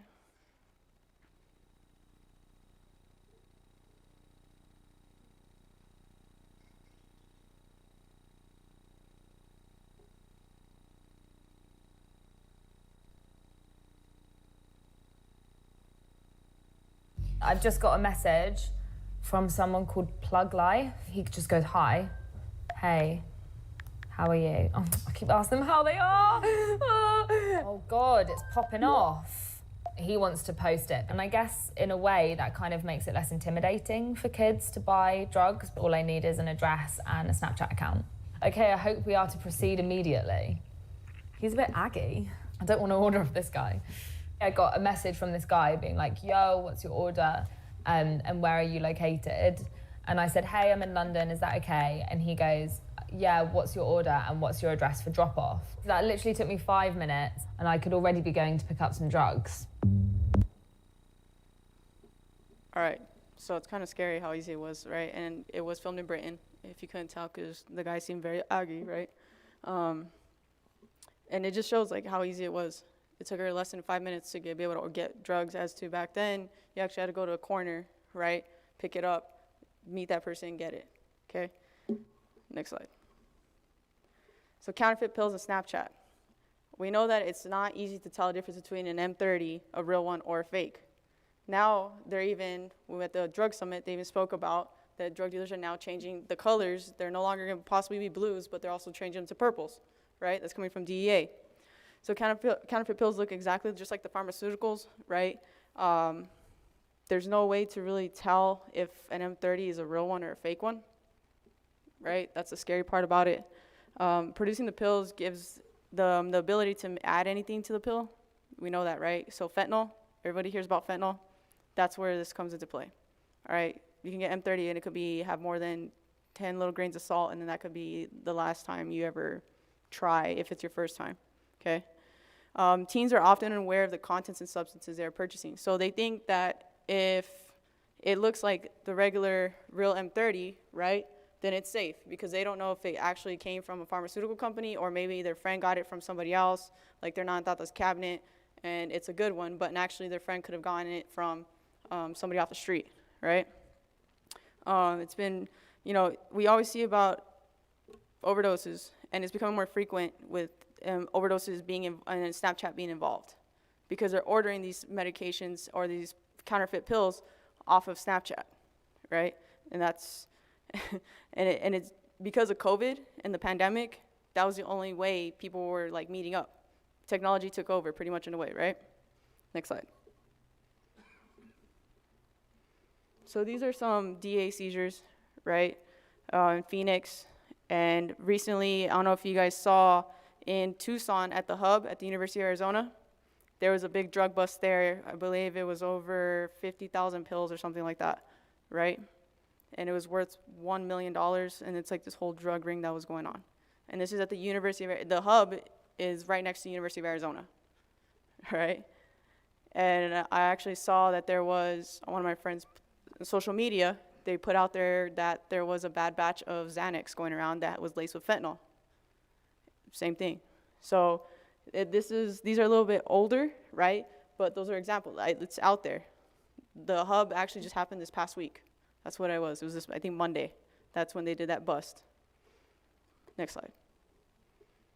So local law enforcement, right? So in El Mirage, a family found 5,000 counterfeit pills in a sandwich bag stuffed inside a glowworm. That's that little monito that you see right there. And they bought it from a thrift store. You don't know what you're getting, right?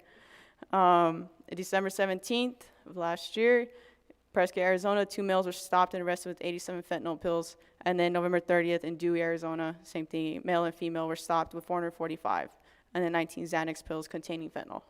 So these are just a couple examples, and like the one I just said previously, the hub with over 50,000 pills of counterfeit pills.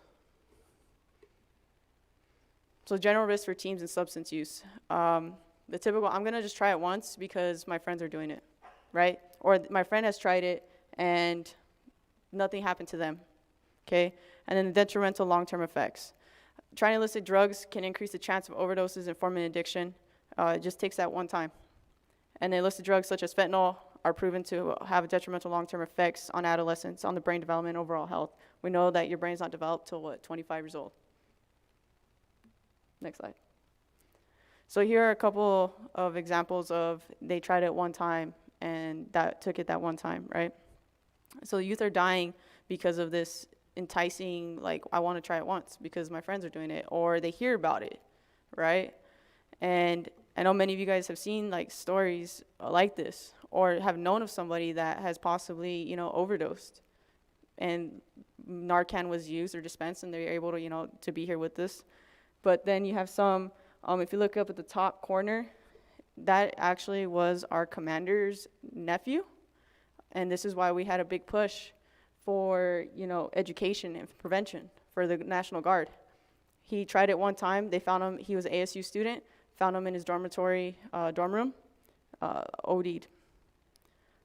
So it's not just, in the, what do you want to say, in just the civilian world like we say, it's also in the military. It affects everybody. It's not just, law enforcement gets affected. They know somebody, right?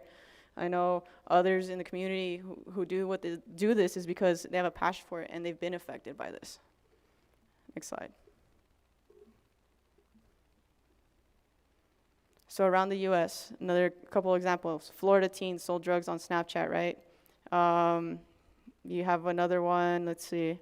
What else? I can't see. I have really bad vision now. Teens overdose prompts warning about Snapchat's role in buying, right? Drug dealers find potential young customers. And actually, because of this, Snapchat actually now allows you to flag them if there is. And there's a feature we'll go over that shows that. Next slide. So the drug maker, the cartels, right? Then you got the street or online dealers, friend to friend, and the non-acquaintant contacts. So non-acquaintant are going to be those ones that they see on the stories, on those snap maps, that they're able to be like, okay, who's this? Oh, he's selling. Let me hit him up, right? Next slide. So February 7th, right? Dr. Laura Berman discovered her 16-year-old son had overdosed in his bedroom while under quarantine orders due to COVID-19. He was 16 years old. I know we've seen 14 sometimes show up on the maps, right? Through the investigation, a friend of a teen came forward to the police showing a screenshot sent by Sammy, which was her son, of a drug dealer's menu on Snapchat. Police explained that this is happening everywhere and is extremely hard to track down the buyers. So Snapchat provides assistance by a way of deleting the account, but not identifying the owner of the account. So they won't say who owns it, but it's still something, right? But you can report these things, and then we'll go over that. So what can you guys do? Right? First of all, give yourself a break. I didn't understand this concept until I became older, and I would get upset with my mom. You're not here. I get it. You guys cannot be everywhere, and you need to give yourself a break. You guys can't keep tracking all your kids' stuff. We try, or you guys try. Me as an older sister, I try to educate my brothers on, hey, watch what you're doing, or don't do this. I can only say so much, but at the end of the day, it's their decisions, right? And it is what it is. But being educated like you guys are right now, getting this information is important. Next slide. So talk to your youth, right? Have an open and honest conversation. We have this resiliency curriculum that we go teach. It's called Thrive, right? The biggest thing, and we teach kids like to be open and try to talk to their parents and have that conversation, right? The thing is they get afraid of getting yelled and scolded for doing the right thing sometimes. Having that open line of communication is so important, where they, you know what, maybe he or she went to a party and there was, you know, drugs being passed around there and they didn't do it, and then they call you, hey, mom, nana, tata, you know, dad, whoever it is, I need you to come pick me up because I'm in this situation. And you're there and you don't scold them, that makes a difference. Because then now they're going to have that communication with you that they know that you can go get them out of that situation, right? So talking to your youth, knowing their stressors. My stressors as a teen are not the same stressors that they have now, or even you as parents, the stressors you guys had back then are what they deal with now are completely different, right? And we will never understand it, but they are going through a pandemic, right? They're learning how to socialize again. That's the biggest thing. I was talking to Raul, and I told him I went to Desert View, and it's only been about, like, I think it was like a 10-year, maybe 12-year difference. They're so different.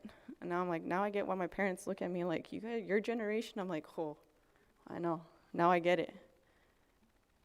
Next slide. So monitor.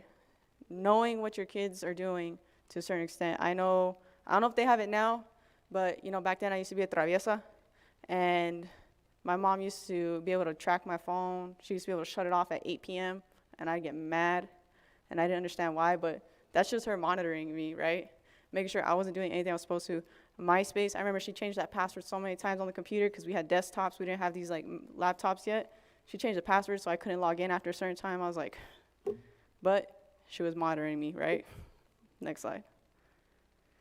So here it is, knowing the lingo. So this is what we're seeing that they're using, right, when they do message someone to possibly buy illicit drugs or street drugs, right?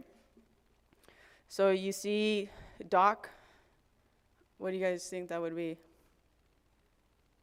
Anybody? Crickets. All right. It's not the doctor. I'm not going to go see my doc, right? It's actually going to be drug of choice. So when you see PI, what do you think? Private investigator, huh? No, that's actually going to be parent investigation. So close enough, right? Let's see. There's a couple others. There's P911. It's not up there, I think. No. So P911 is parent alert. So they'll send that to whoever their dealer is and say P911. And then they'll know exactly what they're talking about. So then they won't message anything back. And then you got, 420, because we all know about April, right? April 4, or April 20, everyone's favorite day. Now that it's legal too, right? 420. KPC, keeping parents clueless, right? These are also things that the drug dealers will say to them. Molly, which is your MDMA, 9, CD9, or Code 9, parents are around. And then you got parents are gone, which is 99, right? So they can go over there, drop off whatever they're going to drop off, and then leave. It's PAW, P-A-W, or P-R-W, parents are watching. And then you have P-A-L, like pal, right? Hey, pal. They could write that in there, hey, pal. Parents are listening. BRB, we all know that, right? Be right back. KYS, which is kill yourself. CID, which is acid. Tina, not Tina Turner, but it's meth. So Charlie, cocaine. S2R, send to receive. MOS, mom over shoulder. And then POS, when you guys hear that, what comes to mind? And it's not what y'all are thinking either. It's parent over shoulder, okay? So that's what that is. And then you have your typical, like, Oxy, hashtag Oxy, and hashtag pain pills, and then perks, Xannies, all that stuff that you normally see, right? And then you see some common, these are the emojis. So on the top one, you'll see, like, the snowflake, an 8-ball, right, cocaine. Marijuana, we know the little leaves, all that fun stuff that you see, sending them out. Codeine syrup, which is going to be like the grape in the bottle and all that stuff. That's what it is, codeine. And then you have your MDMA or pills, which is the 4th row, yes. And then let's see what else. You got heroin, same thing, 8-ball. And then you got your magic shrooms at the bottom right. Let's see if I'm missing any. No. So these are actual, like, menus. That's what we call it, as menus, right? They're menus of what they can order and how they can order it. So this actually came off of when it was Pinal County was doing their whole investigation on this. This is where we worked with them from. We have a team in Phoenix. This is where they got all this information. Well, these were menus that were actual drug dealers. So you can see like edibles and all that fun stuff, right? They're trying to entice. And then this is what a drug deal looks like. So they can put up weapons. So it's not just like medication, prescription medication, or just substances. You're seeing them with weapons. In Tucson Police Department, that's actually how they were able to catch too, was they kept posting on their Snapchats pictures of them with guns, with the money, you know, that lifestyle that they try to entice people to. That's what they're doing. Next slide. So here's more. So you can see the codeine syrup, you can see some pills, the edibles, which are gonna be those Sour Patch looking bag right there. Next slide. So internet safety. So this is those features I talked to you about, right? So if you look at the left, it says ghost mode. I always have mine on ghost mode because I don't like my friends to know where I'm at. So I, in a way, ghosted them like a while ago, right? I put that ghost mode on. No one can see where I'm at. They don't know I'm down here unless I tell them. When I'm deployed, I turn that on also, the ghost mode, so that way no one can see what I'm doing over there. Because if I go to another country, so even those that go to like Mexico, they can still see where you're at, okay? I've actually seen one of my friends, she traveled through like Tucson, she was going to Puerto Peñasco, and I could see her just moving in the car, going down there, okay? And then you have the report button, which is that little flag. And when you go in there, let's say you do see something that has to do with dealing, right, or substances, you can go in there and it actually lets you click on drugs or weapons. So you can report that activity. Next slide. So make a game plan. So we talk about this, like I said, we teach this curriculum with the youth, having a game plan. So when I talked about talking to your kids and having that code word to get your kids out of that situation, it's something to have. Like I have it with my little brothers. Even though one's 18 and he thinks he's grown, right, he still has that code word with me. The 15-year-old too, he's a sophomore now in Sahuarita, so it's even more important because he's going to start going to partying. It's like today he's going to homecoming. I'm like, oh, great. I'm getting another older little brother. But he knows he can call me, and I'll go drive the 30 minutes just to get him from where he's at. And he knows I won't scold him, even though I'll be upset with him, and he knows that. So having that code word and being able to emphasize it's okay to say no. It's okay to say no and walk away from the situation. So be and stay proactive. You all being here, even online, this is you being and staying proactive. Knowing what's going on, knowing the drug trends. We do have some marijuana talk kits. If you guys ever want some, I'll bring some down to Elsa and we can put them at the police station. But just knowing what's going on in social media and the trends is very important. And how to talk to your kids, because they are very different. They require a different type of approach than others, right? Before you used to be like, no, like, and then the kids be like, I'm sorry, ma. Right now, they kind of be like, it's okay, mijito, mija. I still love you, right? Next slide. Knowing where to look. Use your nose, look them in the eyes, watch their behavior, and search their spaces.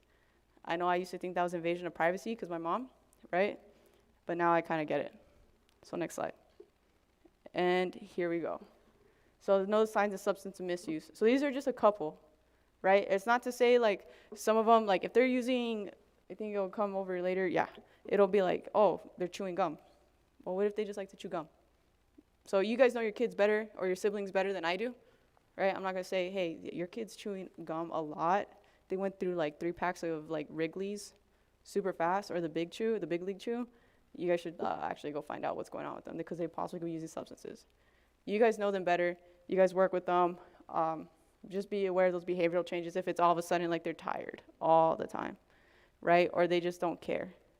Because that could be a change, because if they had an interest before and then now they're like, I don't want to do that. I just want to be in my room all the time. Then that could be something to look for. Next slide. And then here's some more. So like physical health. So one thing I always say is like when it comes to like physical health, hygiene and appearance, and the shifts in mood, teenagers are moody, right? I was a teenager. I'm pretty sure I was moody, right? But then you go to like hygiene and appearance. if they just like are normally stinky, it doesn't mean that there's something going on, right? Like boys tend to stink more than girls. So it's probably a natural odor. You like, so you guys know your kids more, or your siblings. But if they do start smelling like smoke or any other unusual smells, then that's something to look for. Or their burns or soot on their fingers, like the nails and the tips, like that's something to be aware of. Track marks on their arms, so if they are here by the forearm or anywhere else, that's something you kind of be like, all right, that wasn't there before. Maybe we should have a conversation about what's going on, right?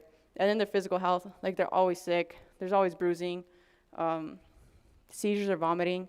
That one, it's kind of, you want to be careful with that because it could also be possibly they could be going into an overdose, right? So if it's like they're actually going, then Narcan, we'll talk about that a little bit.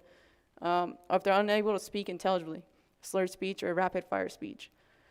These are all things that you as parents or siblings will be able to tell, like, hey, that's different. If they, like my brother, the 18-year-old, he speaks like a sloth. He's super slow. And all of a sudden, he's like, I'm like, okay, come here, Ama, sit down and talk to your son, right? Next slide. So symptoms of opioid misuse. So these are a couple, right? It's not to say like all of these are gonna say like, yes, you guys are, because your kid, like for the rapid heartbeat, your kid could just be having an anxiety attack, right? So these are all just like suggestions on what to look for, but at the end of the day, you guys know your kids better. Next slide. So here's stimulant misuse, right? So behavioral symptoms, physical, cognitive, and psychosocial. So stimulants are gonna be like your cocaine. That's a big one, right? Because we all know about cocaine. That's a stimulant. Next slide. And then depressants, which are gonna be like your Xanax, Valium, things like that. All right. So we went through all those, right? Narcan, Naloxone. So if you go to the police station and you go see Elsa or Monica, they will give you training on Narcan or Naloxone. So all it is the nasal spray. And it either has like the white little plunger at the bottom or like the ones we just give out will have the pink. And you just put it in the nose, press it, and it'll release. I know, I believe in Pima County, they said it takes about 6 to get someone out of overdose. I actually talked to a friend in high school. We just reconnected, and he told me he OD'd, and it took about 10, he said. Yeah, 10, and that wasn't just the nasal spray. This was like intramuscular, like all these different methods to get him out of it. But he actually didn't know that. He thought he was buying Xannies, he said, and there was fentanyl on it. Next slide. So talk the law, the Good Samaritan law. A lot of people think that if they actually report or if they're around somebody that has been using drug paraphernalia, that they're going to get in trouble. That's not true. The law passed, the Good Samaritan law passed in 2018. It protects persons in the event they need to receive aid or render aid as a result of a drug-related overdose, okay? So if you're seeing somebody overdosing and you're there and you're going to give them Narcan, you're not going to come at fault for it, for any, like, because you're right there next to the drug paraphernalia, right?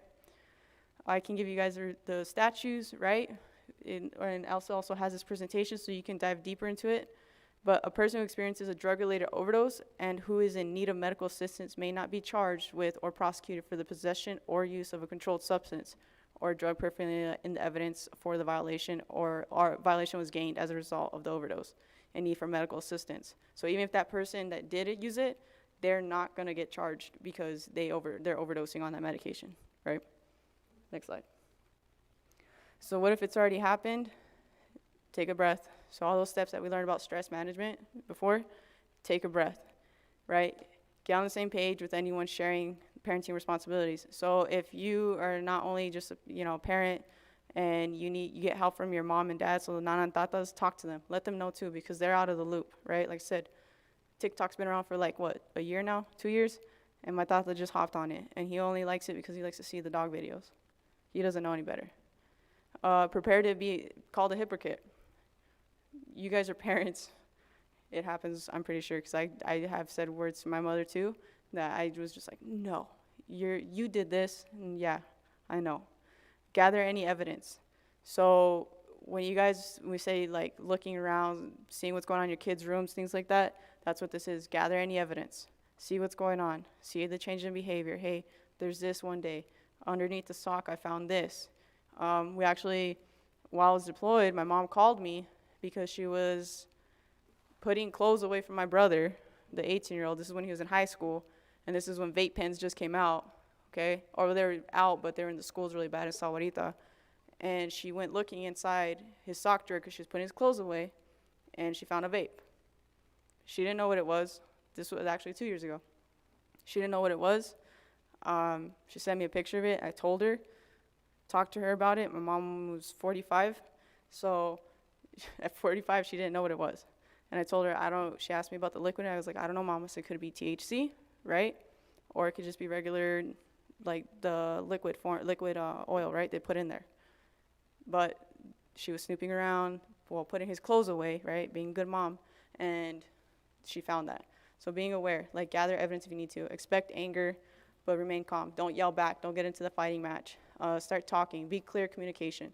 If you start getting all riled up, mad because they're not listening, just take a break, take a deep breath, and then come back to the conversation later, right? Then work through the barriers, establish rules and consequences, be clear, and then monitor, take and keep notes, and then the positive reinforcement. Hey, like I said, when you go pick them up from a situation and it was, you know what, they should have been there because there's underage drinking or there's prescriptions, medication being passed around, don't get mad at them.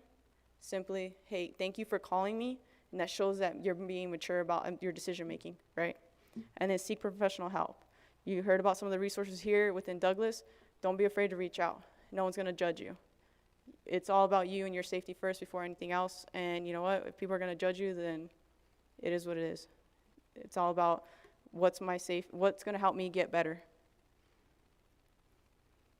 All right, so what if it's already happened? Here are some emails. There's an email you can get, drugfree.org, right? It's available 24/7. And then you can schedule a phone call to get in touch with them. But you also have your local resources here that you can get in touch with. If you need to go down to the police station, Monica's there, Elsa's there. You have your connection services here too, right? So here's some local resources. You got Naloxone, which I know that they have, police station. Find treatment within your area. We actually have a prevention resource page, so throughout the entire state, let's say you're not here in Douglas and something happens while you're in Phoenix, well, you can look up this page and it'll let you know what's going on. Talk Now AZ, and then the nation's opioid helpline. And then you also have 742-742, which is anonymous for kids to text if they just need somebody to talk to. Here you go, some resources for the youth, like we said, or 741, suicide prevention, and then Lifeline and Teen Lifeline, which has been around for years. It's been around since I was a kid. Are there any questions? I know it was a lot. No? All right. Well, I appreciate being here, and here are some numbers, phone numbers, that you guys can get in touch with us. Elsa, Alex, Monica, and then myself if you need anything, and I'll get you in touch with Monica or Elsa and Alex. All right, thank you.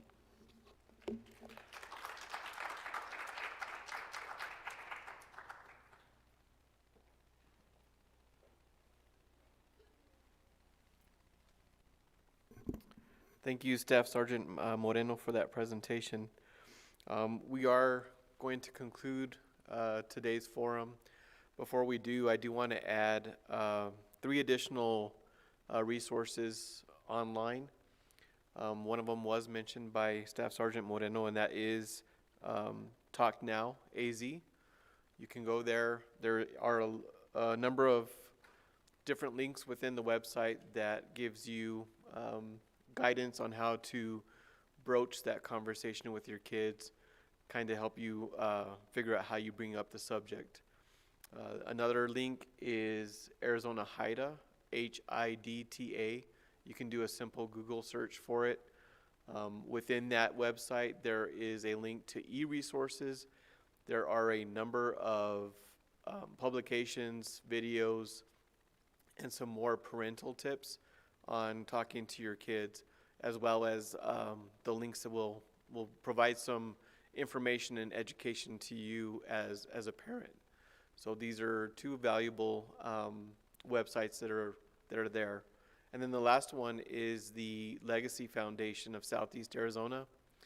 If you click on that link, you can do a Google search for it. If you click on that link, there's a number of resources that are within the local area, within Cochise County or Pima County.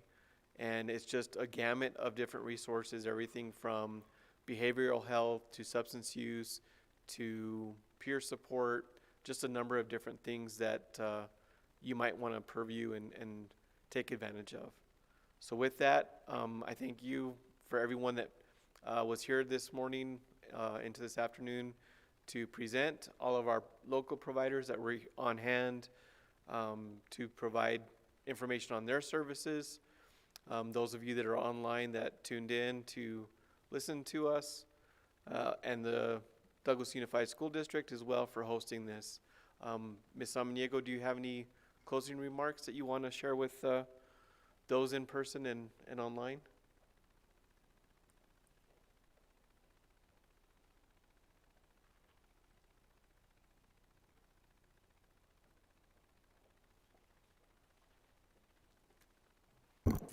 All right. Just want to give a special thanks to Marco for helping us set up and making it possible to live stream the forum. Thank you for everyone who took the time to prepare, to bring things to give out. Hopefully at another time we can have a better turnout, but I do hope that the people that are listening to us, at least if they were able to take away one message today, is that there are community resources out there. And for you student that is watching that might need help, you need to reach out. There are resources in this community, there are people that care about you, and at DUSD we are here to support our parents and teachers and students. And so Douglas is a great place. Douglas is full of people that are willing to help out when things get tough, and we know things get tough. So thank you, Chief Fullen, for collaborating with us. Thank you for everybody that planned this event, and I hope you have a safe trip back home. Thank you.